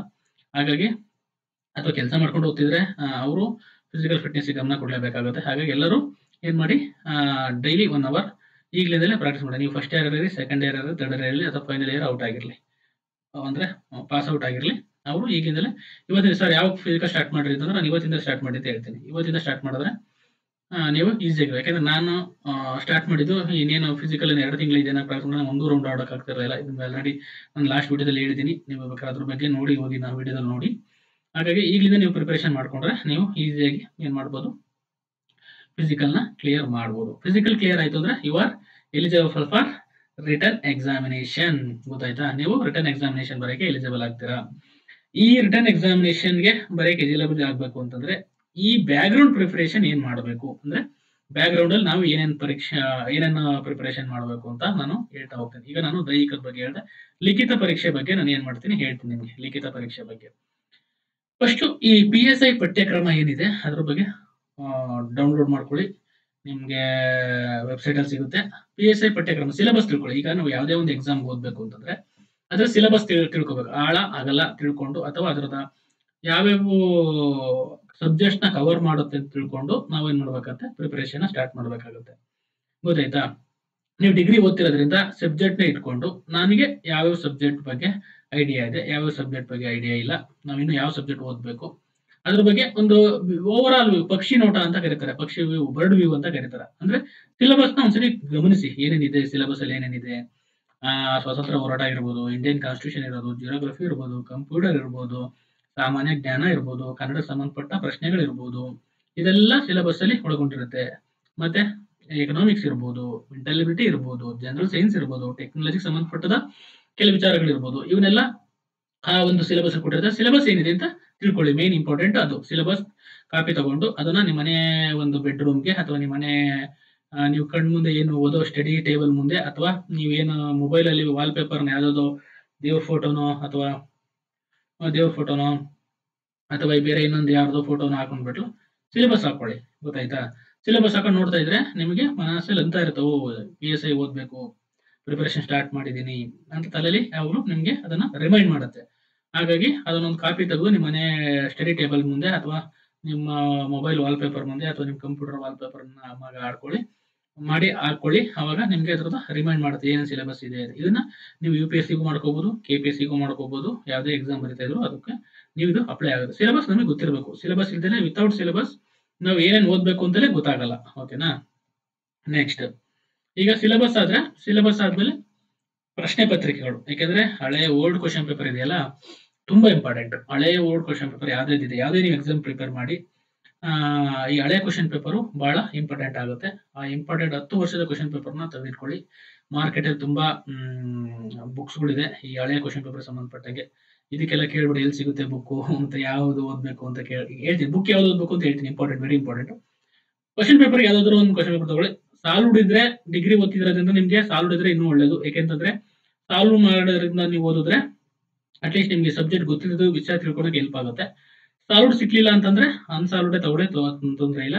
ನನ್ನ ಪ್ರಕಾರ ಬೆಸ್ಟ್ ಅಂದ್ರೆ ಅನ್ಸಾಲ್ವ್ಡ್, ಅಂದ್ರೆ ಏನು ಸಾಲ್ವ್ ಮಾಡಿರಬಾರ್ದು, ಪ್ರಶ್ನೆ ಕೊಟ್ಟಿರಬೇಕು, ಹಿಂದ್ಗಡೆ ಬರೀ ಕೀ ಆನ್ಸರ್ ಕೊಟ್ಟಿರಬೇಕು. ಗೊತ್ತಾಯ್ತಾ? ನೀವು ಕೀ ಆನ್ಸರ್ ನೋಡೋಕೆ ಹೋಗ್ಬೇಡಿ, ಯಾಕಂದ್ರೆ ಅದು ನೆಸೆಸಿಟಿ ಇಲ್ಲ ನಿಮ್ಗೆ. ಯಾಕಂದ್ರೆ ನೀವು ಡಿಗ್ರಿ ಓದ್ತಾ ಇರೋದ್ರಿಂದ ಅಥವಾ ಫೈನಲ್ ಡಿಗ್ರಿ ಇರೋದ್ರಿಂದ ಫಸ್ಟ್ ಆ ಕ್ವಶನ್ ಪೇಪರ್, 10 ವರ್ಷದ ಕ್ವಶನ್ ಪೇಪರ್ ಡೈಲಿ 1 ಅಥವಾ 2 ದಿನಕ್ಕೊಂದು ಬಿಡಿಸೋಕೆ ಪ್ರಯತ್ನ ಪಡಿ. 2 ದಿನಕ್ಕೊಂದು ಬಿಡಿಸೋಕೆ ಪ್ರಯತ್ನ ಪಟ್ಟಾಗ ನೀವೇನ್ ಮಾಡಿ, ಮಾರ್ಕ್ ಮಾಡ್ತಾ ಹೋಗಿ, ಒಂದು ಲಿಸ್ಟ್ ಮಾಡ್ಕೊಂತ ಹೋಗಿ. ಗೊತ್ತಿರುವ ವಿಷಯಗಳು, ಗೊತ್ತಿಲ್ಲದ ವಿಷಯಗಳು. ಗೊತ್ತಾಯ್ತಾ? ಅಂದ್ರೆ ಗೊತ್ತಿರೋ ವಿಚಾರಗಳು ಅಂದ್ರೆ ನಿಮ್ಗೆ ನಾನು ಇದನ್ನೆಲ್ಲೋ ಕೇಳಿದೀನಿ, ಡಿಗ್ರಿನಲ್ಲಿ ಓದಿದೀನಿ, ಅಥವಾ ಜನರಲ್ ನಾಲೆಡ್ಜ್ ನನಗೆ ಗೊತ್ತು, ಈಗ ಈ ಕೆಳಗಿನ ಯಾವುಗಳು ಕಂಪ್ಯೂಟರ್ ಸಾಫ್ಟ್ವೇರ್ಗೆ ಸಂಬಂಧಿಸಿವೆ ಅಂತ ಕೇಳಿದ್ರು ಅನ್ಕೊಳ್ಳಿ. ಜಾವಾ, ಪೈಥಾನ್, ಮ್ಯಾಕ್, ಗೂಗಲ್, ಇಷ್ಟು ಆಪ್ಷನ್ಸ್ ಇದೆ. ಈ ಕ್ವಶನ್ ನೀವು ಆನ್ಸರ್ ಮಾಡಬಹುದು. ಯಾಕೆಂತಂದ್ರೆ ನಿಮ್ಗೆ ಅಥವಾ ಕಂಪ್ಯೂಟರ್ ಇಂಜಿನಿಯರಿಂಗ್ ಸ್ಟೂಡೆಂಟ್ಸ್ ಆಗಿರ್ಬೋದು, ಅಥವಾ BSc ಓದ್ತಿರೋ ಸ್ಟೂಡೆಂಟ್ಸ್ ಆಗಿರ್ಬೋದು, ಅಥವಾ ನಾರ್ಮಲ್ BA ಸ್ಟೂಡೆಂಟ್ಸ್ ಆಗಿರ್ಬೋದು, ಕಂಪ್ಯೂಟರ್ ಸಾಫ್ಟ್ವೇರ್ ಬಗ್ಗೆ ಒಂದು ಕ್ವಶನ್ ಕೇಳಿದ್ದಾರೆ. ಹಾಗಾಗಿ ಇದು ನಿಮ್ಗೆ ಇದನ್ನ ಓದೋ ನೆಸೆಸಿಟಿ ಇರಲ್ಲ. ಹಾಗಾಗಿ ಈ ಪ್ರಶ್ನೆಗೆ ನನಗೆ ಆನ್ಸರ್ ಗೊತ್ತು. ಓಕೆನಾ, ನೆಕ್ಸ್ಟ್ ಟಿಕ್ ಮಾಡ್ಕೊಳ್ಳಿ. ಹೀಗೆ ಲಿಸ್ಟ್ ಮಾಡ್ಕೊಂತ ಹೋಗಿ ಯಾವ ಪ್ರಶ್ನೆ ಗೊತ್ತು, ಯಾವ ಪ್ರಶ್ನೆ ಗೊತ್ತಿಲ್ಲ. ಪ್ರಶ್ನೆಗೆ ಕಾನ್ಸೆಪ್ಟ್, ಯಾವ್ದು ವಿಷಯ ಗೊತ್ತು, ಯಾವ ವಿಷಯ ಗೊತ್ತಿಲ್ಲ. ಈಗ ಡಿಗ್ರಿ ಸ್ಟೂಡೆಂಟ್ಸ್ ಅಲ್ಲಿ BA ಓದ್ತಿರ್ತಾರೆ ಅನ್ಕೊಳ್ಳಿ, ಅವ್ರಿಗೆ ಏನ್ ಗೊತ್ತಾಗಲ್ಲ, ಗೊತ್ತಿರಲ್ಲ. ಸರಿ, ಗೊತ್ತಿರಬಾರ್ದು ಅಂತಲ್ಲ, ಕೆಲವು ಅಷ್ಟು ಕಂಪ್ಯೂಟರ್ ಬಗ್ಗೆ ಅಷ್ಟು ನಾಲೆಡ್ಜ್ ಇಲ್ಲ ಅಂತಂದ್ರೆ ಅವರು ಅದನ್ನ ನೋಟ್ ಮಾಡ್ಕೊಂತಾರೆ. ಅವರಿಗೆ ಇತಿಹಾಸಕ್ಕೆ ಬರ್ತೇನೆ. ಈಗ ಮೌರ್ಯ ಸಾಮ್ರಾಜ್ಯದ ಸ್ಥಾಪಕ ಅಂತ ಕೇಳಿದ್ರು ಅನ್ಕೊಳ್ಳಿ, ಹಿಸ್ಟ್ರಿ ಸ್ಟೂಡೆಂಟ್ಗೆ ಗೊತ್ತಿರುತ್ತೆ ಮೌರ್ಯ ಸಾಮ್ರಾಜ್ಯ ಸ್ಥಾಪಕ ಯಾರು ಅಂತ ಅಂದ್ಬಿಟ್ಟು. ಅಥವಾ ಕೌಟಿಲ್ಯ ಯಾರು ಅಂತ ಕೇಳಿದಾಗ ಗೊತ್ತಾಗುತ್ತೆ. ಕೌಟಿಲ್ಯ ಇನ್ನೊಂದು ಹೆಸರೇನು ಅಂತ ಕೇಳಿದಾಗ ಅವನಿಗೆ ಗೊತ್ತಿರುತ್ತೆ. ಅದೇ ಆರ್ಟ್ಸ್ ಸ್ಟೂಡೆಂಟ್ಗೆ ಗೊತ್ತಿಲ್ಲದೆ ಇರ್ಬೋದು ಅಥವಾ ಗೊತ್ತಿರಬಹುದು. ಹಾಗಾಗಿ ಅವರಿಗೆ ಆ ವಿಚಾರ ಏನಾಗುತ್ತೆ, ಗೊತ್ತಿಲ್ಲದ ವಿಚಾರ ಆಗುತ್ತೆ. ಹಾಗಾಗಿ ಈ ತರ ಒಬ್ಬೊಬ್ಬರಿಗೂ ಒಂದೊಂದು ತರ ವಿಚಾರಗಳು ಗೊತ್ತಿರ್ತವೆ. ಈಗ ಎಕನಾಮಿಕ್ಸ್ ಸ್ಟೂಡೆಂಟ್ಸ್, ಈಗ ಆರ್ಟ್ಸ್ ಕಾಮರ್ಸ್ ಓದಿರ್ತಾರೆ, ಅವ್ರಿಗೆ ಎಕನಾಮಿಕ್ಸ್ ಬಗ್ಗೆ ಸ್ವಲ್ಪ ಐಡಿಯಾ ಇರುತ್ತೆ. ಬ್ಯಾಂಕ್ಗಳ ಬಗ್ಗೆ, ಬ್ಯಾಂಕ್ ರಿಫಾರ್ಮ್ಸ್ ಬಗ್ಗೆ, ಚೆಕ್ ಬಗ್ಗೆ, ಬ್ಯಾಲೆನ್ಸ್ ಬಗ್ಗೆ ಅವ್ರಿಗೆ ಐಡಿಯಾ ಇರುತ್ತೆ. ಹಾಗಾಗಿ ಅವರು ಅದನ್ನ ಗೊತ್ತಿರೋ ವಿಚಾರ ಅಂತ ನೋಟ್ ಮಾಡ್ಕೊಂತಾರೆ. ಇನ್ನು ಕೆಲವು ಯಾವ್ದು ಗೊತ್ತಿಲ್ಲ ಅವರಿಗೆ ಗೊತ್ತಿರೋ ವಿಚಾರ ಅಂತ ನೋಟ್ ಮಾಡ್ಕೊಂತಾರೆ. ಆ ವಿಚಾರ ನೋಡ್ಕೊಂಡು ಡೈಲಿ ಕ್ವಶನ್ ಪೇಪರ್ ನೀವು ಏನ್ ಮಾಡ್ತಾ ಸಾಲ್ವ್ ಮಾಡ್ತಾ ಬಂದಾಗ ಇಷ್ಟು ಕ್ವಶನ್ಗೆ ನೀವು ಆನ್ಸರ್ ಮಾಡಕ್ಕೆ ಎಲಿಜಿಬಲ್ ಆಗ್ತೀರಾ ನೋಡಿ. ನಿಮ್ಗೆ ಒಂದು ಕ್ವಶನ್ಗೆ ಆನ್ಸರ್ ಎಲಿಜಿಬಲ್ ಆಗ್ತಿಲ್ಲ, ನನ್ಗೆ ಏನು ಗೊತ್ತಿಲ್ಲ ಅಂದ್ರೆ ಬಿಡಿ, ನಿಮ್ಮ ಸಮಸ್ಯೆ ಇಲ್ಲ. ನೀವು ಬೇಸಿಕ್ ಇಂದ ಪ್ರಿಪರೇಷನ್ ಸ್ಟಾರ್ಟ್ ಮಾಡಬೇಕಾಗುತ್ತೆ. ಎಲ್ಲರೂ ಮಾಡಬೇಕು ಬೇಸಿಕ್ ಇಂದ. ಆದ್ರೆ ನೀವು ಏನ್ ಮಾಡಬೇಕಾಗತ್ತೆ, ಅವಾಗ ಗೊತ್ತಿಲ್ಲ ಸಬ್ಜೆಕ್ಟ್ ನೀವು ಅಂದ್ರೆ ಮೊದಲಿಂದ ಈ 0 ಇಂದ ಸ್ಟಾರ್ಟ್ ಮಾಡ್ಬೇಕಾಗತ್ತೆ. ಕೆಲವರು ವಿಚಾರ ಗೊತ್ತಿದ್ರೆ ಕಾಮನ್ ಸೆನ್ಸ್ ಆಗಿ ಯೂಸ್ ಮಾಡಿ, ಅಥವಾ ಜನರಲ್ ಆಗಿ ಗೊತ್ತಿದ್ರೆ ವಿಚಾರನ ನೀವು ಜಾಸ್ತಿ ಫೋಕಸ್ ಮಾಡೋ ಅವಶ್ಯಕತೆ ಇರಲ್ಲ. ಓಕೆನಾ. ಈಗ ಇಂಜಿನಿಯರ್ ಹುಡುಗರಿಗೆ ಕಂಪ್ಯೂಟರ್ ರಿಲೇಟೆಡ್ ಕ್ವಶನ್ಸ್ ಅವ್ರು ಫೋಕಸ್ ಮಾಡೋ ಅವಶ್ಯಕತೆ ಇರಲ್ಲ. ಯಾಕಂದ್ರೆ ಅವರಿಗೆ ಆಲ್ರೆಡಿ ಗೊತ್ತಿರುತ್ತೆ. ಪ್ರೊಸೆಸರ್ ಅಂದ್ರೆ ಗೊತ್ತಿರುತ್ತೆ, ಜಾವಾ ಅಂದ್ರೆ ಗೊತ್ತಿರುತ್ತೆ, ಮೌಸ್ ಅಂದ್ರೆ ಗೊತ್ತಿರುತ್ತೆ, ಮತ್ತೆ ನೆಟ್ವರ್ಕ್ ಅಂದ್ರೆ ಗೊತ್ತಿರುತ್ತೆ. ಈ ತರದ್ದು ಅವರು ಜಾಸ್ತಿ ಫೋಕಸ್ ಮಾಡೋದು ಅವಶ್ಯಕತೆ ಇರಲ್ಲ. ಅದೇ ಹಿಸ್ಟ್ರಿ ಸ್ಟೂಡೆಂಟ್ಸ್ ಇತಿಹಾಸ ಬಗ್ಗೆ ಗೊತ್ತಿರುತ್ತೆ ಅವ್ರಿಗೆ. ಮೌರ್ಯ ಯಾರೋ, ಚಾಲುಕ್ಯರು ಯಾರೋ, 1947 ಅಲ್ಲಿ ಏನಾಯ್ತು, 1913 ಅಲ್ಲಿ ಏನಾಯ್ತು, ದಂಡಿ ಸತ್ಯಾಗ್ರಹ ಅಂದ್ರೇನು, ಉಗ್ರಗಾಮಿಗಳಂದ್ರೇನು, ತೀವ್ರಗಾಮಿಗಳಂದ್ರೇನು ಅವ್ರಿಗೆ ಗೊತ್ತಿರುತ್ತೆ. ಹಾಗಾಗಿ ಗೊತ್ತಿರುತ್ತೆ. ಬಟ್ ಇನ್ನು ಓದ್ಬೇಕು, ಹೇಳ್ತೀನಿ ಡೀಪ್ ಆಗಿ ಹೆಂಗ್ ಓದ್ಬೇಕು ಅಂತ ಹೇಳ್ತೀನಿ. ಆದ್ರೆ ಒಂದು ಲೆವೆಲ್ ಗೊತ್ತಿರುತ್ತೆ ಅವ್ರಿಗೆ, ಯಾವ್ದು ಗೊತ್ತೇ ಇಲ್ಲ ನನ್ ಕೇಳೆ ಅನ್ನಂಗೆ ಇರಲ್ಲ ಯಾವ್ದು. ಓಕೆನಾ. ಹಾಗಾಗಿ ಅದನ್ನ ಡಿಸೈಡ್ ಮಾಡ್ಕೊಂತ ಹೋಗಿ ಪ್ರಶ್ನೆ ಪತ್ರಿಕೆನ ಹೇಳ್ಕೊಂಡು ನೆಕ್ಸ್ಟ್ ನಿಮ್ಮ ಪದವಿಯಲ್ಲಿ ಓದಿದ ವಿಷಯಗಳ ಪಟ್ಟಿ ಮಾಡ್ಕೊಳ್ಳಿ. PSC ಪರೀಕ್ಷೆ ಸಂಬಂಧಿಸಿದ ಮತ್ತು ಪುನರಾವರ್ತನೆ ಮಾಡ್ಕೊಳ್ಳಿ ಅವನ್ನ. ಏನಂದ್ರೆ ಈ ಡಿಗ್ರಿಯಲ್ಲಿ ಎಷ್ಟೋ ನೀವು ಸಬ್ಜೆಕ್ಟ್ಸ್ ಓದಿರ್ತೀರಾ. ಈಗ ನಾನು ಎಕ್ಸಾಂಪಲ್ ಹೇಳ್ತೀನಿ. ಕೀಮೋಥೆರಪಿ ಅಂತ ಬಂತು ಅಂದ್ಕೊಳ್ಳಿ. Chemotherapy is A branch of science deals with study of chemicals ಅಂತ ಬಂತು. ಅಂದ್ರೆ ಕೀಮೋಥೆರಪಿ ಎಲ್ಲಿ ಯೂಸ್ ಮಾಡ್ತಾರೆ, ಈಗ ಅಪ್ಲಿಕೇಶನ್ಸ್, ಅದು ಈ ಕ್ವಶನ್ ಎಕ್ಸಾಂಪಲ್ ಕೇಳ್ತಾರೆ. ನಿಮಗೆ ಕೀಮೋಥೆರಪಿ ಬಗ್ಗೆ ಗೊತ್ತಿರುತ್ತೆ. ಕ್ಯಾನ್ಸರ್ ಯೂಸ್ ಮಾಡ್ತಾರೆ ಕೀಮೋಥೆರಪಿನ, ರೇಡಿಯೋಥೆರಪಿ ಇದನ್ನ ಕ್ಯಾನ್ಸರ್ ಟ್ರೀಟ್ಮೆಂಟ್ ಅಲ್ಲಿ ಯೂಸ್ ಮಾಡ್ತಾರೆ. ಆದ್ರೆ ನೀವು ಕೆಮಿಸ್ಟ್ರಿನಲ್ಲಿ ಓದಿರ್ತೀರಾ ಕೀಮೋಥೆರಪಿ ಅಂದ್ರೆ ಏನು ಅಂತ ಅಂದ್ಬಿಟ್ಟು. ಇದ್ರ ಬಗ್ಗೆ ಗೊತ್ತಿರುತ್ತೆ ನಿಮ್ಗೆ, ಗೊತ್ತಾಯ್ತಾ. ಹೈಡ್ರೋನಿಜೇಷನ್ ಅಂದ್ರೆ ಏನು, ಆಯ್ತಾ, ಫೋಟೋಸಿಂಥಸಿಸ್ ಅಂದ್ರೆ ಏನು, ಇದೆಲ್ಲ ನೀವು ಓದಿರ್ತೀರಿ ಡಿಗ್ರಿನಲ್ಲಿ. ಅವಾಗ ಅದನ್ನ ಎಕ್ಸಾಮ್ಗೆ PSC ಎಕ್ಸಾಮ್ಗೆ ಓದ್ಬೇಕು ಅಂದ್ರೆ ಕ್ವಶನ್ ಪೇಪರ್ ನೋಡಿದ್ರೆ ನಿಮ್ಗೆ ಐಡಿಯಾ ಬರುತ್ತೆ, ಓ ಯಾವ ತರ ಕೇಳ್ತಾರೆ ಅಂತ. ಹಾಗಾಗಿ ನಿಮ್ಮ ಯಾವ್ಯಾವ ವಿಷಯಗಳು ಈ ಕ್ವಶನ್ ಪೇಪರ್ ಸಾಲ್ವ್ ಮಾಡಿರ್ತೀರಾ, ಎಷ್ಟೋ ವಿಚಾರ ಗೊತ್ತಿರುತ್ತೆ.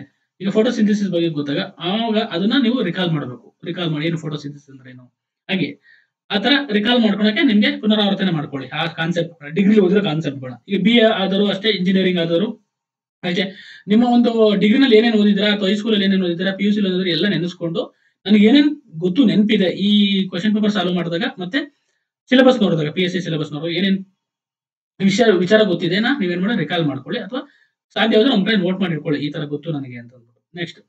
ನೆಕ್ಸ್ಟ್ ಈಗ ಪುಸ್ತಕಗಳು ಓದೋದು. ಬೇಸಿಕ್ ಪುಸ್ತಕ ನಾನು ಇಲ್ಲಿ ತೋರಿಸ್ತಾ ಇದ್ದೀನಲ್ಲ, ಬೇಸಿಕ್ ಪುಸ್ತಕಗಳು ವೆರಿ ಇಂಪಾರ್ಟೆಂಟ್, ಗೊತ್ತಾಯ್ತಾ. ಯಾಕೆಂತಂದ್ರೆ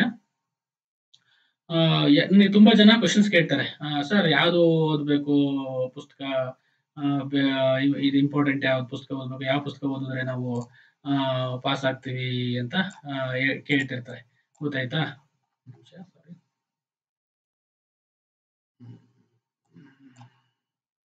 ಓಕೆ, ಬೇಸಿಕ್ ಪುಸ್ತಕಗಳು. ಓಕೆನಾ.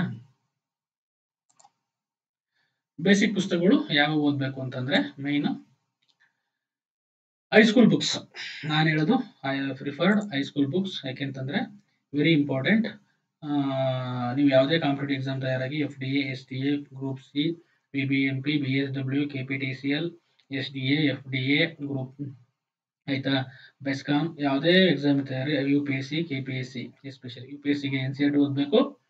KPSC ಗೆ ನೀವೇನ್ ಮಾಡ್ಬೇಕಾಗತ್ತೆ ಈ ಬೇಸಿಕ್ಸ್ ಬುಕ್ 6 ಟು ಇಲ್ಲಿವರೆಗೆ 10th first 6 to 10th first ಒಂದನೇ ಹಂತದಲ್ಲಿ ಒಂದನೇ ಹಂತದಲ್ಲಿ ನೀವೇ ಮಾಡಬೇಕು ಬೇಸಿಕ್ ಪುಸ್ತಕಗಳನ್ನ ಓದಬೇಕು. ಬೇಸಿಕ್ ಪುಸ್ತಕಗಳು ಅಂತಂದ್ರೆ ಯಾವಂದ್ರೆ ನಮ್ಮ ರಾಜ್ಯ ಸರ್ಕಾರ ಪಬ್ಲಿಷ್ ಮಾಡಿರೋ ಒಂದು ಪುಸ್ತಕಗಳು. ರಾಜ್ಯ ಸರ್ಕಾರ ಏನ್ ಪಬ್ಲಿಷ್ ಮಾಡಿದೆಯಲ್ಲ ಅದು ರಾಜ್ಯ ಸರ್ಕಾರ ಪಬ್ಲಿಷ್ ಮಾಡಿದ ಪುಸ್ತಕಗಳು. ಇಲ್ಲಿಂದ 6ನೇ ತರಗತಿಯಿಂದ 10ನೇ ತರಗತಿವರೆಗೆ ಏನ್ ಮಾಡಬೇಕು ಪುಸ್ತಕಗಳು ತಗೋಬೇಕು.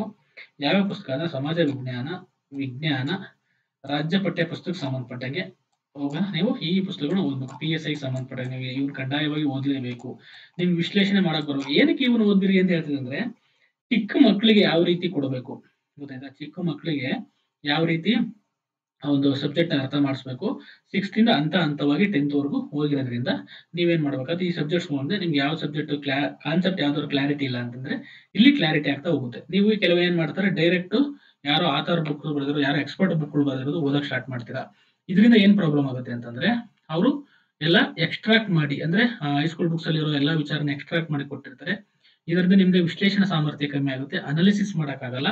ಆದ್ರಿಂದ ಹೇಳ್ತಾ ಇದ್ದೀನಿ ಈ ಪುಸ್ತಕಗಳನ್ನ ಓದಿದ ನಂತರ ಆ ಪುಸ್ತಕಗಳನ್ನ ಓದೋದು ನನ್ನ ಪ್ರಕಾರ ಬೆಸ್ಟ್. ಹಾಗಾಗಿ ಇವನ್ನ ಫಸ್ಟ್ ಓದಕ್ ಸ್ಟಾರ್ಟ್ ಮಾಡಿ ಗೊತ್ತಾಯ್ತಾ. ಒಂದನೇ ಹಂತದಲ್ಲಿ ನೀವು ಯಾವ್ದು ಓದ್ಬೇಕು ಅಂತಂದ್ರೆ ನೀವು ಒಂದನೇ ಹಂತದಲ್ಲಿ ಈ ಬುಕ್ಸ್ಗಳನ್ನ ಓದ್ಬೇಕು ಅಪ್ ಟು 6th ಇಂದ 10th ವರೆಗೂ ಗೊತ್ತಾಯ್ತಾ. ಒಂದನೇ ಹಂತ ಮುಗೀತು. ನೆಕ್ಸ್ಟ್ 2ನೇ ಹಂತದಲ್ಲಿ ಏನ್ ಮಾಡ್ಬೇಕು ಅಂತಂದ್ರೆ ಸೆಕೆಂಡ್ PUC ಮತ್ತೆ ಪ್ರಥಮ PUC ಗೊತ್ತಾಯ್ತಾ. ಪ್ರಥಮ PUC ಮತ್ತೆ ದ್ವಿತೀಯ PUC ಯ ಇತಿಹಾಸ, ಭೂಗೋಳ, ಅರ್ಥಶಾಸ್ತ್ರ, ರಾಜ್ಯಶಾಸ್ತ್ರ, ಸಮಾಜಶಾಸ್ತ್ರಗಳನ್ನು ಓದ್ಬೇಕು. ಹೇಳ್ತಾರೆ ಕೆಲವರು ಹಿಸ್ಟ್ರಿ ಮಾತ್ರ ಸಾಕು, ಜಿಯೋಗ್ರಫಿ ಸಾಕು, ಎಕನಾಮಿಕ್ಸ್ ಸಾಕು, ಇನ್ಯಾವುದು ಓದೋದು ಬೇಡ ಅಂತ. ಯಾಕಂದ್ರೆ ರಾಜ್ಯಶಾಸ್ತ್ರ ಇಂಪಾರ್ಟೆಂಟು, ಸೋಷಿಯಾಲಜಿ ಇಂಪಾರ್ಟೆಂಟ್. ಯಾಕೆಂತಂದ್ರೆ ಇದರಲ್ಲಿ ನೀವು ನೋಡಿ ಪೇಪರ್ ಫಸ್ಟ್ ಅಲ್ಲಿ ಪ್ರಬಂಧ ಬರಿಬೇಕಾಗತ್ತೆ ಗೊತ್ತಾಯ್ತಾ. ಇಲ್ಲಿ ಪೇಪರ್ ಫಸ್ಟ್ ಅಂತ ಬರುತ್ತೆ, ಪೇಪರ್ ಸೆಕೆಂಡ್ ಅಂತ ಬರುತ್ತೆ. ಪೇಪರ್ ಫಸ್ಟ್ ಏನಿರುತ್ತೆ ಅಂತಂದ್ರೆ ನಿಮಗೆ ಪ್ರಬಂಧ, writing, translation, Kannada to English translation, English to Kannada translation ಇರುತ್ತೆ ಈ ಫಸ್ಟ್ ಪೇಪರ್. ಸೆಕೆಂಡ್ ಪೇಪರ್ ಅಲ್ಲಿ ಆಬ್ಜೆಕ್ಟಿವ್ ಟೈಪ್ 100 ಕ್ವಶನ್ಸ್ ಇರುತ್ತೆ. 100 ಕ್ವಶನ್ಸ್ ಇಂಟು 1.5 ಮಾರ್ಕ್ಸ್ ಇಂಟು ಮಾಡಿದಾಗ 150 ಮಾರ್ಕ್ಸ್ಗೆ ನಿಮ್ದು ಒಂದು ಎಕ್ಸಾಮ್ ಇರುತ್ತೆ. ಈ 150 ಮಾರ್ಕ್ಸ್ಗೆ ಜೊತೆಗೆ ಇಲ್ಲಿ 50 ಮಾರ್ಕ್ಸ್ ಇರುತ್ತೆ ಫಸ್ಟ್ ಪೇಪರ್. ಕೊಟ್ಟು 200 ಮಾರ್ಕ್ಸ್ಗೆ ಎಕ್ಸಾಮ್ ನಡೆಯೋದ್ರಿಂದ ಈ 200 ಮಾರ್ಕ್ಸ್ಗಳು ಈ ಪುಸ್ತಕಗಳಲ್ಲೇ ಕವರ್ ಆಗುತ್ತೆ ಗೊತ್ತಾಯ್ತಾ. ಅದಕ್ಕೆ ನೀವು ಹೆಚ್ಚಿಗೆ ಏನ್ ಮಾಡಬೇಕು ಈ ಪುಸ್ತಕಗಳನ್ನ ಓದ್ಬೇಕು. ಈ ಪುಸ್ತಕಗಳನ್ನ ಓದೋದ್ರಿಂದ ನಿಮಗೆ ಒಂದು ವಿಶ್ಲೇಷಣಾ ಸಾಮರ್ಥ್ಯ ಬರುತ್ತೆ ಗೊತ್ತಾಯ್ತಾ. ಒಂದು ವಿಚಾರನ ಡೆಪ್ತ್ ಆಗಿ ಕೊಟ್ಟಿರ್ತಾರೆ. ಇಲ್ಲಿ ನೋಡಿ ಈಗ ಇದರಲ್ಲಿ ಸಮಾಜಶಾಸ್ತ್ರ ಪಠ್ಯ ಪುಸ್ತಕ ನೋಡಿ ಭ್ರಷ್ಟಾಚಾರದ ಬಗ್ಗೆ ಕೊಟ್ಟಿದ್ದಾರೆ. ಭ್ರಷ್ಟಾಚಾರ ಅಂದ್ರೆ ಏನು, ಭ್ರಷ್ಟಾಚಾರ ಯಾಕೆ ಮಾಡ್ತಾರೆ, ಭ್ರಷ್ಟಾಚಾರದ ವಿಧಗಳು ಯಾವುದು, ಮತ್ತೆ ಭ್ರಷ್ಟಾಚಾರನ ಹೆಂಗ್ ನಿರ್ಮೂಲನೆ ಮಾಡಬೇಕು, ಭ್ರಷ್ಟಾಚಾರ ನಿರ್ಮೂಲನೆ ಮಾಡಕ್ಕೆ ಯಾವ್ಯಾವ ಸಂಸ್ಥೆಗಳಿದಾವೆ, ಕೇಂದ್ರ ಸರ್ಕಾರದ ಸಂಸ್ಥೆಗಳಾಗಿರ್ಬೋದು, ರಾಜ್ಯ ಸರ್ಕಾರದ ಸಂಸ್ಥೆಗಳಾಗಿರ್ಬೋದು, ಯಾವ ರೀತಿ ಇದಾವೆ ಅದ್ರ ಬಗ್ಗೆ ಎಕ್ಸ್ಪ್ಲೈನ್ ಮಾಡಿದ್ದಾರೆ. ನೀವು ಇದನ್ನ ಓದೋದ್ರಿಂದ ನಿಮಗೆ ಪ್ರಬಂಧಕ್ಕೆ ಕಂಟೆಂಟ್ ಸಿಗುತ್ತೆ ಇಲ್ಲಿ ಗೊತ್ತಾಯ್ತು. ಹಂಗಾಗಿ ಎಲ್ಲಾ ಪುಸ್ತಕಗಳನ್ನ ನೀವು ಓದಲೇಬೇಕು. ಮತ್ತೆ ಈ ದ್ವಿತೀಯ PUC ಜಿಯೋಗ್ರಫಿ ಓದೋದ್ರಿಂದ ನಿಮಗೆ ಎನ್ವೈರನ್ಮೆಂಟ್ ಸಂಬಂಧಪಟ್ಟಂಗೆ, ಭೂಗೋಳಕ್ಕೆ ಸಂಬಂಧಪಟ್ಟಂಗೆ ಅಥವಾ ಪರಿಸರಕ್ಕೆ ಸಂಬಂಧಪಟ್ಟಂಗೆ ನಿಮ್ಗೆ ಕಂಟೆಂಟ್ ಸಿಗ್ತಾ ಹೋಗುತ್ತೆ. ನಿಮ್ಗೆ ಎಸ್ಸೆ ಬರೆಯಕ್ಕೆ ಇಲ್ಲಿಂದಲೇ ಕಂಟೆಂಟ್, ಎಷ್ಟೋ ಕಂಟೆಂಟ್ ನಿಮ್ಗೆ ಇಲ್ಲಿಂದ ಸಬ್ಜೆಕ್ಟ್ ಇಂದ ಸಿಗುತ್ತೆ. ಅದರಿಂದ ಈ ಏನೋ ಇದಾವೆ ಪ್ರಥಮ PUC ಪುಸ್ತಕಗಳು ಮತ್ತು ದ್ವಿತೀಯ PUC ಪುಸ್ತಕಗಳು, ಇತಿಹಾಸ, ಭೂಗೋಳ, ಅರ್ಥಶಾಸ್ತ್ರ, ರಾಜ್ಯಶಾಸ್ತ್ರ, ಸಮಾಜಶಾಸ್ತ್ರ ಪುಸ್ತಕಗಳನ್ನ ನೀವು ಕಡ್ಡಾಯವಾಗಿ ಓದಲೇಬೇಕು ಗೊತ್ತಾಯ್ತಾ. ಕೆಲವರು ಓದ್ಲಿಲ್ಲ ಅಂದ್ರೆ ನೀವು ಡೆಫಿನೆಟ್ಲಿ ಪಾಸ್ ಆಗಲ್ಲ. ಯಾರ್ದಾರ ಒಂದು 30 ದಿನಗಳಲ್ಲಿ PS ಆಗಿ 30 ದಿನಗಳಲ್ಲಿ PC ಆಗಿ ಯಾವ ಬುಕ್ ಸಿಕ್ಕಿದ್ರೆ ತಗೊಂಡು ಓದಿ, ಡೆಫಿನೆಟ್ಲಿ ನೀವು ಪಾಸ್ ಆಗಲ್ಲ. ಯಾಕೆಂದ್ರೆ ಅಲ್ಲೆಲ್ಲ ಡೈರೆಕ್ಟ್ ಕ್ವಶನ್ಸ್ ಕೊಟ್ಟಿರ್ತಾರೆ. ನೀವು ಡೈರೆಕ್ಟ್ ಕ್ವಶನ್ಸ್ ಓದಿ ಏನಾಗ್ತೀರಾ ಪಾಸ್ ಆಗ್ತೀರಾ. ಮತ್ತೆ ನಿಮ್ಗೆ ವಿಶ್ಲೇಷಣಾ ಸಾಮರ್ಥ್ಯ ಬರಲ್ಲ, ನೀವು FD ಮತ್ತೆ SDನೂ ಕ್ಲಿಯರ್ ಮಾಡೋಕ್ಕಾಗಲ್ಲ, KS ಒಂದು ಬರೆಯಕ್ಕಾಗಲ್ಲ. ಅದಕ್ಕಾಗಿ ಹೇಳ್ತಾ ಇದ್ದೀನಿ ಯಾವುದೇ ಕಾರಣಕ್ಕೂ ಡೈರೆಕ್ಟ್ 1 ವರ್ಡ್ ಕ್ವಶನ್ ತರ ಆನ್ಸರ್ನ ಗಟ್ ಮಾಡೋದಾಗ್ಲಿ ವಿಷಯನ ಅರ್ಥ ಮಾಡ್ಕೊಳ್ಳಿ. ವಿಷಯನ ಅರ್ಥ ಮಾಡ್ಕೊಂಡು ಅದನ್ನ ವಿಶ್ಲೇಷಣೆ ಮಾಡೋ ಸಾಮರ್ಥ್ಯನ ಬೆಳೆಸ್ಕೊಳ್ಳಿ. ಅವಾಗ ನಿಮಗೆ ಡೆಫಿನೆಟ್ಲಿ ಯಾವ ಎಕ್ಸಾಮ್ ಬರೆದ್ರು ಪಾಸ್ ಆಗುತ್ತೆ ಗೊತ್ತಾಯ್ತಾ. ಈ PC ಓದ್ಬೇಕಾದ್ರೆ ಕೆಲವು PC ಹುಡುಗರು ಇರ್ತಾರೆ, ಅಂದ್ರೆ ಬರೀ ಡೈರೆಕ್ಟ್ ಕ್ವಶನ್ಸ್ ಓದೋದು, ಬರೀ ಗಟ್ ಮಾಡೋದು. ಇವನ್ ಸೈನ್ಸು ಗಟ್ ಮಾಡ್ಬಿಡ್ತಾರೆ. ಆ ಗಟ್ ಮಾಡ್ಬಿಟ್ಟು ಎಕ್ಸಾಮ್ ಅಲ್ಲಿ ಪಾಸ್ ಆಗ್ತಾರೆ. ಒಂದು ಕ್ವಶನ್ ಡೈರೆಕ್ಟ್ ಆಗಿ ಕೇಳಿದಾಗ ಅವ್ರು ಓದಿದ್ದೇ ಕೇಳಿದಾಗ ಬರೀತಾರೆ. ಅಕಸ್ಮಾತ್ ಏನಾದ್ರು ಸ್ವಲ್ಪ ಟ್ವಿಸ್ಟ್ ಮಾಡಿ ಕೇಳಿದ್ರು ಅಂದ್ರೆ ಡೆಫಿನೆಟ್ಲಿ ಅವರು ಬರೆಯಕ್ಕಾಗಲ್ಲ. ಯಾಕೆಂದ್ರೆ ಈಗ ಬರ್ತಿರೋ ಕ್ವಶನ್ ಪೇಪರ್ ಟ್ರೆಂಡ್ ಚೇಂಜ್ ಆಗ್ತಾ ಇದೆ. ಆ ಟ್ರೆಂಡಿಗೆ ತಕ್ಕಂಗೆ ನಮ್ಮ ಒಂದು ಓದಿನ ಸ್ಟ್ರಾಟಜಿಗಳಿರಬೇಕು, ತಂತ್ರ ಇರಬೇಕು. ನಮ್ಮ ತಂತ್ರ ಏನು ಓದಿನ ತಂತ್ರ ಅಂತ ಕರಿತೀವಿ, ಸ್ಟ್ರಾಟಜಿ ಅಂತ ಕರಿತೀವಲ್ಲ, ಆ ತರ ಇದಿರ್ಬೇಕು. ನೀವು ಹಳೆ ಓಲ್ಡ್ ಮೆಥಡ್ ಕುತ್ಕೊಂಡು ಗಟ್ ಮಾಡಿ ಬರೀರಿ 100 ಕ್ವಶನ್ ಸಾಲ್ವ್ ಮಾಡಿ 1000 ಕ್ವಶನ್ ಮಾಡಿ 1,00,000 ಕ್ವಶನ್ ಸಾಲ್ವ್ ಮಾಡಿ ನೆವರ್. ನಿಮ್ ವಿಶ್ಲೇಷಣಾ ಸಾಮರ್ಥ್ಯ ಬಂದ್ರೆ ಮಾತ್ರ ನೀವು ಮಾಡಿದ್ರೆ. ಅದಕ್ಕಾಗಿ ನೀವೇನ್ ಮಾಡ್ತೀರಿ, ನೀವು ಡಿಗ್ರಿ ಓದೋ ಸ್ಟೂಡೆಂಟ್ಸ್ ಓದ್ತಾ ಇರೋರು ಈಗ ಮೊದಲೇ ಸ್ಟಾರ್ಟ್ ಮಾಡ್ತಿರೋದು ಹಂತವಾಗಿ ನೀವೇನ್ ಮಾಡ್ತೀವಿ ಓದ್ ಮಾಡಿ ಅಪ್ ಟು 6th 10th ಆದ್ಮೇಲೆ PUC ತಗೊಳ್ಳಿ. ನೆಕ್ಸ್ಟ್ ಓಕೆನಾ. ನೆಕ್ಸ್ಟ್ ಏನ್ ಮಾಡಿ ಈ ಮೂರನೇ ಹಂತದಲ್ಲಿ ಏನ್ ಮಾಡ್ಬೇಕು, ಎಲ್ಲಾ ಪುಸ್ತಕಗಳನ್ನ ಒಂದು ಬಾರಿ ರೀಡಿಂಗ್ ಮಾಡಿಬಿಡ್ಬೇಕು, ಮತ್ತೆ 2ನೇ ಬಾರಿ ರೀಡಿಂಗ್ ಮಾಡಿಬಿಡ್ಬೇಕು. ಗೊತ್ತಾಯ್ತಾ. 3ನೇ ಬಾರಿ ರೀಡಿಂಗ್ ಮಾಡ್ಬೇಕು. 3 ಟೈಮ್ಸ್ ನೀವೇನ್ ಮಾಡ್ಬೇಕು, ಈ ಪುಸ್ತಕಗಳನ್ನ ಓದ್ಬೇಕು. ಎಷ್ಟು ತಿಂಗಳೊಳಗೆ ಓದ್ತೀರಾ, ಎಷ್ಟು ದಿನದೊಳಗೆ ಓದ್ತೀರಾ, ಟೈಮ್ ಟೇಬಲ್ ಪ್ರಕಾರ ನೀವು ಹಾಕೊಂಡು ಓದ್ಬೇಕು. ಯಾಕಂದ್ರೆ ಕೆಲವರಿಗೆ ಸಬ್ಜೆಕ್ಟ್ ಈಸಿ ಇರುತ್ತೆ. ಇಷ್ಟನ್ನ ಕೆಲವು ಹುಡುಗರು ಒಂದೇ ದಿನದಲ್ಲಿ ಓದ್ತಾರೆ, ಅದು 2 ದಿನದಲ್ಲಿ ಓದ್ತಾರೆ. ಅದೇ ಸೈನ್ಸ್ ಹುಡುಗರು ಫಿಸಿಕ್ಸ್ ನ 1 ದಿನದಲ್ಲಿ ಓದಾಕ್ತಾರೆ, 1 ವಾರದಲ್ಲಿ ಓದಾಕ್ತಾರೆ. ಹಂಗಾಗಿ ಅವ್ರವ್ರ ಟೈಮ್ ಟೇಬಲ್ ತಕ್ಕಂಗೆ ಮೂರು ಬಾರಿ ನೀವು ಓದಿರಬೇಕು. ಗೊತ್ತಾಯ್ತಾ. ಅಂದ್ರೆ 3 ಟೈಮ್ಸ್ ರೀಡಿಂಗ್, 3 ರೀಡಿಂಗ್ಸ್ ಆಗಿರಬೇಕು. ಯಾವುದು, ಹೈಸ್ಕೂಲ್ ಬುಕ್ಸ್ ಮತ್ತೆ PUC ಬುಕ್ಸ್. 4ನೇ ಹಂತದಲ್ಲಿ ಏನ್ ಮಾಡ್ಬೇಕು ಅಂದ್ರೆ ಆ ಒಂದು ಏನು ಹೈಸ್ಕೂಲ್ ಬುಕ್ಸ್ ಓದಿರ್ತಾರೆ ಅವನ್ನ ನಿಮ್ಮದೇ ಆದ ಒಂದು ಹ್ಯಾಂಡ್ ರೈಟನ್ ನೋಟ್ಸ್ ಮಾಡ್ಕೋಬೇಕು, ನಿಮ್ಮದೇ ಆದ ಕೈ ಬರಹದಲ್ಲಿ ಬರೆದು ಇಟ್ಕೋಬೇಕು. ಹಿಂಗ್ ಬರ್ಕೊಂಡು ಇಟ್ಕೊಳ್ಳೋದ್ರಿಂದ ನಿಮ್ಗೆ ಏನಾಗುತ್ತೆ ಅಂತಂದ್ರೆ ಡೆಫಿನೆಟ್ಲಿ ನಿಮ್ಗೆ ಆ ಒಂದು ನೀವು ಓದಿದ್ದು ನಿಮ್ಮ ತಲೆಯಲ್ಲಿ ಉಳಿಯುತ್ತೆ. ಮತ್ತೆ ಎಕ್ಸಾಮ್ ಅಲ್ಲಿ ಏನಾದ್ರು ರಿಕಾಲ್ ಮಾಡ್ಕೊಳಕ್ ಹೋದಾಗ ಈಸಿ ಆಗುತ್ತೆ. ಯಾರೋ ಬರ್ದಿದ್ ನೋಟ್ಸು, ಯಾರೋ ರ್ಯಾಂಕ್ ಬಂದಿದ್ದ ಸ್ಟೂಡೆಂಟ್ಸ್ ಬರ್ದಿದ್ದ ನೋಟ್ಸ್ ತಗೊಂಡ್ ಬಂದು ನೀನು ಓದ್ತೀನಿ ಅಂತಂದ್ರೆ ಅಲ್ಲ. ಯಾಕೆಂದ್ರೆ ಅವ್ನ್ ನೋಟ್ಸ್ ಮಾಡ್ಕೊಂಡಿರೋದು ಅವ್ನ್ ಪಾಸ್ ಆಗಕ್ಕೆ, ನೀನ್ ಪಾಸ್ ಆಗಕ್ಕಲ್ಲ. ಅರ್ಥ ಆಯ್ತಾ. ನೀನ್ ಪಾಸ್ ಆಗ್ಬೇಕು, ನೀನ್ ರ್ಯಾಂಕ್ ಬರ್ಬೇಕು ಅಂದ್ರೆ ನೀನ್ ನೋಟ್ಸ್ ಮಾಡ್ಬೇಕು. ಅರ್ಥ ಆಯ್ತಾ. ಹಾಗಾಗಿ ಇದು ಇಂಪಾರ್ಟೆಂಟ್. ಯಾವುದು, ನೋಟ್ಸ್ ಮಾಡ್ಕೊಳೋದು ವೆರಿ ಇಂಪಾರ್ಟೆಂಟ್ ಆಗುತ್ತೆ. ಗೊತ್ತಾಯ್ತಾ. ಈ ನೋಟ್ಸ್ ಮಾಡ್ಕೊಳೋದು ನಿಮ್ಮ ಒಂದು ಚಾಕಚಕ್ಯತೆ ಮೇಲೆ ಡಿಪೆಂಡ್ ಆಗಿರುತ್ತೆ. 4ನೇ ಬಾರಿ ಓದಿ. ಯಾಕಂದ್ರೆ ನಾನು ಹೇಳಿದೆ ಫಸ್ಟ್ ಟೈಮ್ ನೋಟ್ಸ್ ಮಾಡಬಾರ್ದು, ಸೆಕೆಂಡ್ ಟೈಮ್ ನೋಟ್ಸ್ ಮಾಡ್ಬೋದು. ಯಾಕಂದ್ರೆ ಕೆಲವೊಂದ್ ಸತಿ ಒಂದು ವಿಚಾರ ಒಂದ್ಸತಿ ಓದಾಗ ಒಂಥರ ಅರ್ಥ ಆಗಿರುತ್ತೆ, ಇನ್ನೊಂದ್ಸತಿ ಓದಾಗ ಇನ್ನೊಂಥರ ಅರ್ಥ ಆಗಿರುತ್ತೆ. ಆದ್ರಿಂದ ನೀವೇನ್ ಮಾಡಬೇಕು, 2-3 ಸತಿ ಓದಿದಾಗ ನಿಮಗೆ ಕ್ಲಾರಿಟಿ ಬರುತ್ತೆ ಒಂದು ಸಬ್ಜೆಕ್ಟ್ ಬಗ್ಗೆ ಅಥವಾ ಒಂದು ವಿಚಾರದ ಬಗ್ಗೆ ಕ್ಲಾರಿಟಿ ಬರುತ್ತೆ. ಆಮೇಲೆ ನಿಮ್ಮ ಸ್ವಂತ ನೋಟ್ಸ್ ತಗೊಂಡ್ ಮಾಡಿ ಇಟ್ಕೊಂಡ್ಬಿಟ್ರೆ ಅದು ಮುಗಿದೆ. ಹೆಂಗ್ ನೋಟ್ಸ್ ಮಾಡ್ಕೋಬೇಕು ಅಂತಂದ್ರೆ, ಈಗ ಇತಿಹಾಸ ಹೇಳ್ತೀನಿ. ಈಗ ಮೌರ್ಯ ಸಾಮ್ರಾಜ್ಯ 6th ಅಲ್ಲಿ ಬಂತು ಅಂದ್ಕೊಳ್ಳಿ, 6ನೇ ಕ್ಲಾಸ್ ಬುಕ್ ಅಲ್ಲಿ ಮೌರ್ಯ ಸಾಮ್ರಾಜ್ಯ ಸ್ಟಾರ್ಟ್ ಆಯ್ತು ಅಂದ್ಕೊಳ್ಳಿ. ಆ ಮೌರ್ಯ ಸಾಮ್ರಾಜ್ಯ 7ನೇ ಕ್ಲಾಸಲ್ಲಿ ಓದ್ಬೇಕು, 8ನೇ ಕ್ಲಾಸಲ್ಲಿ ಓದ್ಬೇಕು, 9ನೇ ಕ್ಲಾಸಲ್ಲಿ ಓದ್ಬೇಕು, 10ನೇ ಕ್ಲಾಸಲ್ಲಿ ಓದ್ಬೇಕು, 11ನೇ ಕ್ಲಾಸಲ್ಲಿ ಓದ್ಬೇಕು, 12 ಸೆಕೆಂಡ್ PUC ಓದ್ಬೇಕು. ಈ 3 ಸೇರಿಸಿ ಒಂದ್ ಕಡೆ ನೋಟ್ಸ್ ಮಾಡ್ಕೋಬೇಕು. ಹಿಸ್ಟ್ರಿಗೆ ಸಂಬಂಧಪಟ್ಟಿರೋ ಒಂದ್ ಕಡೆಗೆ, ಎಕನಾಮಿಕ್ಸ್ ಒಂದ್ ಕಡೆಗೆ, ಸಾರಿ, ಮತ್ತೆ ಜಿಯೋಗ್ರಫಿ ಒಂದ್ ಕಡೆಗೆ, ಎಲ್ಲಾ ತರದ್ದು ಈಗ ನೋಟ್ಸ್ ಮಾಡ್ಕೊಂಡು ಹೋಗ್ಬೇಕು. ಈಗ ಜಿಯೋಗ್ರಫಿ ಸಂಬಂಧಪಟ್ಟಾಗೆ ಕರ್ನಾಟಕ ಜಿಯೋಗ್ರಫಿ ಎಲ್ಲ ಬರೋದು ಒಂದ್ ಕಡೆಗೆ ಬರ್ಕೋಬೇಕು. ಭಾರತದ ಮಣ್ಣುಗಳು 6th ಅಲ್ಲಿ ಬಂತು, 7th ಅಲ್ಲಿ ಬಂತು, 8th ಅಲ್ಲಿ ಬಂತು, 9th ಅಲ್ಲಿ ಬಂತು, 10th ಅಲ್ಲಿ ಬಂತು, ಒಂದ್ ಕಡೆ ನೋಟ್ಸ್ ಮಾಡಿ ಇಟ್ಕೋಬೇಕು. ಹಂಗೆ ಜಿಯೋಗ್ರಫಿ ಸಂಬಂಧಪಟ್ಟಿದ ಚಾಪ್ಟರ್ ವೈಸ್, ಹಿಸ್ಟ್ರಿ ಸಂಬಂಧಪಟ್ಟ ಚಾಪ್ಟರ್ ವೈಸ್, ಎಕನಾಮಿಕ್ಸ್ ಸಂಬಂಧಪಟ್ಟ ಚಾಪ್ಟರ್ ವೈಸ್, ಸೋಷಿಯಲಿ ಸಂಬಂಧಪಟ್ಟ ಚಾಪ್ಟರ್ ವೈಸ್, ರಾಜ್ಯಶಾಸ್ತ್ರಕ್ಕೆ ಸಂಬಂಧಪಟ್ಟ ಚಾಪ್ಟರ್ ವೈಸ್ ಮಾಡಿ ನೋಟ್ಸ್ ಮಾಡಿ ಇಟ್ಕೋಬೇಕು. ಆ ನೋಟ್ಸ್ಗೆ ಮತ್ತೆ ಅಪ್ಡೇಟ್ ಮಾಡೋದು ಹೇಳ್ಕೊಡ್ತಾರೆ. ಅಪ್ಡೇಟ್ ಮಾಡೋದು ಹೆಂಗೆ ಅಂತಂದ್ರೆ, ಆಥರ್ ಬುಕ್ಸ್ ಓದಕ್ಕೆ ಸ್ಟಾರ್ಟ್ ಮಾಡ್ತೀರಾ. ಈಗ ರಂಗನಾಥ್ ಜಿಯೋಗ್ರಫಿ ರಂಗನಾಥ್ ತಗೊಂತೀರಾ ಅನ್ಕೊಳ್ಳಿ, ಕನ್ನಡ ಮೀಡಿಯಂ ಅಲ್ಲಿ. ಇಂಗ್ಲಿಷ್ ಮೀಡಿಯಂ ಅಲ್ಲಿ ತುಂಬಾ ಇದೆ, ಯಾವ್ದಾದ್ರು ಓದ್ಬೋದು. ಇಂಗ್ಲಿಷ್ ಮೀಡಿಯಂ ಅಲ್ಲಿ ರಂಗನಾಥ್ ಸಿಗ್ಬೋದು, ಅಥವಾ NCERT ಬುಕ್ ಇದೆ ನೋಡಿ. ಈ ಜಿಯೋಗ್ರಫಿ ರಂಗನಾಥ್ ಬುಕ್ ತಗೊಂಡಾಗ ನೀವೇನ್ ಮಾಡ್ತೀರಾ, ನೀವು ಹೈಸ್ಕೂಲ್ ಬುಕ್ಸ್ ಅಲ್ಲಿ ಓದಿ ರೆಫರ್ ಮಾಡಿರ್ತೀರಾ 6th ಇಂದ 10th ವರೆಗೂ, ಮತ್ತೆ 12th ಇಂದ 11th. ಅದ್ರಲ್ಲಿ ಬಿಟ್ಟಿರೋ ಅಂಶಗಳನ್ನ ರಂಗನಾಥ್ ಬುಕ್ಕಿನ ತೆಗೆದು ಹಾಕೋಬೇಕು. ಗೊತ್ತಾಯ್ತಾ. ಆ ಕ್ವಶನ್ ಪೇಪರ್ ಗೊತ್ತಾಗಿರುತ್ತೆ, ಕ್ವಶನ್ ಪೇಪರ್ ಸಾಲ್ವ್ ಮಾಡಿರ್ತಾರೆ. ಆ ಕ್ವಶನ್ ಪೇಪರ್ ಸಾಲ್ವ್ ಮಾಡಿದ್ರೆ ನಿಮ್ಗೆ ಗೊತ್ತಾಗೋಗಿರುತ್ತೆ ಯಾವ್ದು ಇಂಪಾರ್ಟೆಂಟ್, ಯಾವ ಸಬ್ಜೆಕ್ಟ್, ಯಾವ ಟಾಪಿಕ್ ಇಂಪಾರ್ಟೆಂಟ್ ಅಂತ ಗೊತ್ತಾಗೋಗಿರುತ್ತೆ. ಆ ಟಾಪಿಕ್ ತಕ್ಕಂಗೆ ನೀವೇನ್ ಮಾಡ್ತೀರಾ, ಕ್ವಶನ್ ಪೇಪರ್ ನ ಅನಾಲಿಸಿಸ್ ಮಾಡಿದ ಮೇರೆಗೆ ಅಲ್ಲಿ ನೋಟ್ಸ್ ಮಾಡ್ಕೊಂತ ಹೋಗ್ತೀರಾ. ಹ್ಯಾಂಡ್ ರೈಟನ್ ನೋಟ್ಸ್ ಮಾಡಿ ನಿಮ್ದೇ ಅದು ಎಷ್ಟು ನೀವು ನೀಟಾಗಿ ನೋಟ್ಸ್ ಮಾಡಿ ಇಟ್ಕೊಂತೀರಾ ನಿಮ್ಗೆ ಅಷ್ಟೇ ಚೆನ್ನಾಗಿ ಮಾರ್ಕ್ಸ್ ಬರುತ್ತೆ. ಗೊತ್ತಾಯ್ತಾ. ಈಗ ನಿಮ್ದೇ ನೋಟ್ಸ್, ನೀವೇ ಅದನ್ನ ಓದ್ಬೇಕಾಗಿರೋದ್ರಿಂದ ನೀವು ಮಾಡಿ ಇಟ್ಕೋಬೇಕಾಗುತ್ತೆ. ನೆಕ್ಸ್ಟ್, ಈಗ ನೋಟ್ಸ್ ಮಾಡೋದು ಮತ್ತೆ ಬುಕ್ಸ್ ಓದೋದು ಇನ್ನೂ ಡೆಪ್ತ್ ಆಗಬೇಕು ಅಂದ್ರೆ ನಾನು ನೆಕ್ಸ್ಟ್ ವಿಡಿಯೋಗಳಲ್ಲಿ ಮಾಡಿ ತೋರಿಸ್ತೀನಿ. ಯಾಕಂದ್ರೆ ನೀವು ಡಿಗ್ರಿ ಓದ್ತಿರೋ ಸ್ಟೂಡೆಂಟ್ಸ್ ಆಗಿರೋದ್ರಿಂದ ಇನ್ನೂ ಟೈಮ್ ಇದೆ ನಿಮಗೆ. ಈಗ ಬೇಸಿಕ್ ಆಗಿ ಏನ್ ಮಾಡ್ಬೋದು ಅಂತ ಹೇಳೋದಾದ್ರೆ, ಇಷ್ಟು ವಿಚಾರಗಳನ್ನ ನೀವು ಏನ್ ಮಾಡ್ಬೋದು. ಅರ್ಥ ಆಯ್ತಾ. ಈ ವಿಚಾರನ ಚೆನ್ನಾಗಿ ಅಬ್ಸರ್ವ್ ಮಾಡ್ಕೊಳ್ಳಿ, ನಾನು ಹೇಳಿದೆ. ಮತ್ತೆ ನೆಕ್ಸ್ಟ್ ಟಾಪಿಕ್, ನೆಕ್ಸ್ಟ್ ಒಂದು ಟಿಪ್ಸ್ ಹೋಗೋಣ. ಏನಂತಂದ್ರೆ, ದಿನನಿತ್ಯ ಪೇಪರ್ ಓದ್ಲೇಬೇಕು. ಹೇಳ್ತಾರೆ ಸರ್ ಪೇಪರ್ ಓದೋದು ನೆಸೆಸಿಟಿ ಇದೆಯಾ, ಯಾಕೆ ಓದ್ಬೇಕು ಅಂತ ಕೇಳ್ತಾರೆ. ನಿಮಗೆ ಒಂದು ಪ್ರಬಂಧ ಬರೆದಾಗ ಆ ಒಂದು ವಿಚಾರದ ಬಗ್ಗೆ ಕೊಟ್ಟಾಗ, ವಿಚಾರದ ಬಗ್ಗೆ ಎಲ್ಲಾ ಆಂಗಲ್ ಅಲ್ಲೂ ಅಥವಾ ಎಲ್ಲಾ ಕೋನಗಳಲ್ಲೂ ಯೋಚನೆ ಮಾಡೋ ಒಂದು ನಿಮ್ಗೆ ಬರಬೇಕು ಅಂತಂದ್ರೆ ನೀವು ಪೇಪರ್ ಓದಿನೇ ಬರೋದು. ಯಾಕಂದ್ರೆ ಪೇಪರ್ ನಲ್ಲಿ ಪ್ರತಿ ಒಂದು ವಿಚಾರನ ಒಂದು 0 ಇಂದ ಸ್ಟಾರ್ಟ್ ಮಾಡಿ ಅದ್ರದ ಇಲ್ಲಿವರೆಗೆ ಎಂಡ್ ಆಗೋವರೆಗೂ ಅದನ್ನ ಫಾಲೋ ಅಪ್ ಮಾಡ್ತಾ ಇರ್ತಾರೆ. ಈಗ ಮೀಸಲಾತಿ ಹೋರಾಟ ಸ್ಟಾರ್ಟ್ ಆಯ್ತು ಕರ್ನಾಟಕದಲ್ಲಿ. ಕರ್ನಾಟಕದಿಂದ ಮುಂಚೆ ಬೇರೆ ಬೇರೆ ರಾಜ್ಯಗಳು ಸ್ಟಾರ್ಟ್ ಆಗಿತ್ತು, ನಮ್ಮ ಕರ್ನಾಟಕದಲ್ಲೂ ಈಗ ಸ್ಟಾರ್ಟ್ ಆಗಿದೆ. ಹಾಗೆ ಫಾಲೋ ಅಪ್ ಮಾಡೋದು ಎಲ್ಲಿಂದ ಸ್ಟಾರ್ಟ್ ಆಯ್ತು. ಈಗ ಹಿಜಾಬ್ದೇ ತಗೊಳ್ಳಿ, ಒಂದು ಕಾಲೇಜಲ್ಲಿ ಸ್ಟಾರ್ಟ್ ಆಗಿದ್ದ ಒಂದು ಹಿಜಾಬ್ದು ಅಪ್ ಟು ಸುಪ್ರೀಂ ಕೋರ್ಟ್ ವರೆಗೂ ಹೋಯ್ತು. ಹಂಗಾಗಿ ನಿಮ್ಗೆ ಹಿಜಾಬ್ ನಿಮ್ ಮೊದಲದಲ್ಲಿ ಏನಾದ್ರು ಸ್ಟಾರ್ಟ್ ಮಾಡೋದು ಹಿಜಾಬ್ ಏನು ಅಂತಂದ್ರೆ ಗೊತ್ತಿರಲ್ಲ. ಆದ್ರೆ ಹಿಜಾಬ್ ನೀವು ಸ್ಟಾರ್ಟಿಂಗ್ ಡೇಸ್ ಇಂದ ನೀವು ಕ್ವಶನ್ ನ್ಯೂಸ್ ಪೇಪರ್ ಫಾಲೋ ಮಾಡಿದ್ರೆ ಅಪ್ ಟು ಸುಪ್ರೀಂ ಕೋರ್ಟ್ ವರೆಗೂ ಏನ್ ತೀರ್ಪು ಆಯ್ತು, ಸುಪ್ರೀಂ ಕೋರ್ಟ್ ಏನ್ ನಿರ್ಧಾರ ಕೊಡ್ತು ಅನ್ನೋವರೆಗೂ ನೀವು ಫಾಲೋ ಮಾಡಿದ್ರೆ ನಿಮ್ಗೆ ಹಿಜಾಬ್ ಬಗ್ಗೆ ಫುಲ್ ಕಂಪ್ಲೀಟ್ ನಾಲೆಡ್ಜ್ ಇರುತ್ತೆ.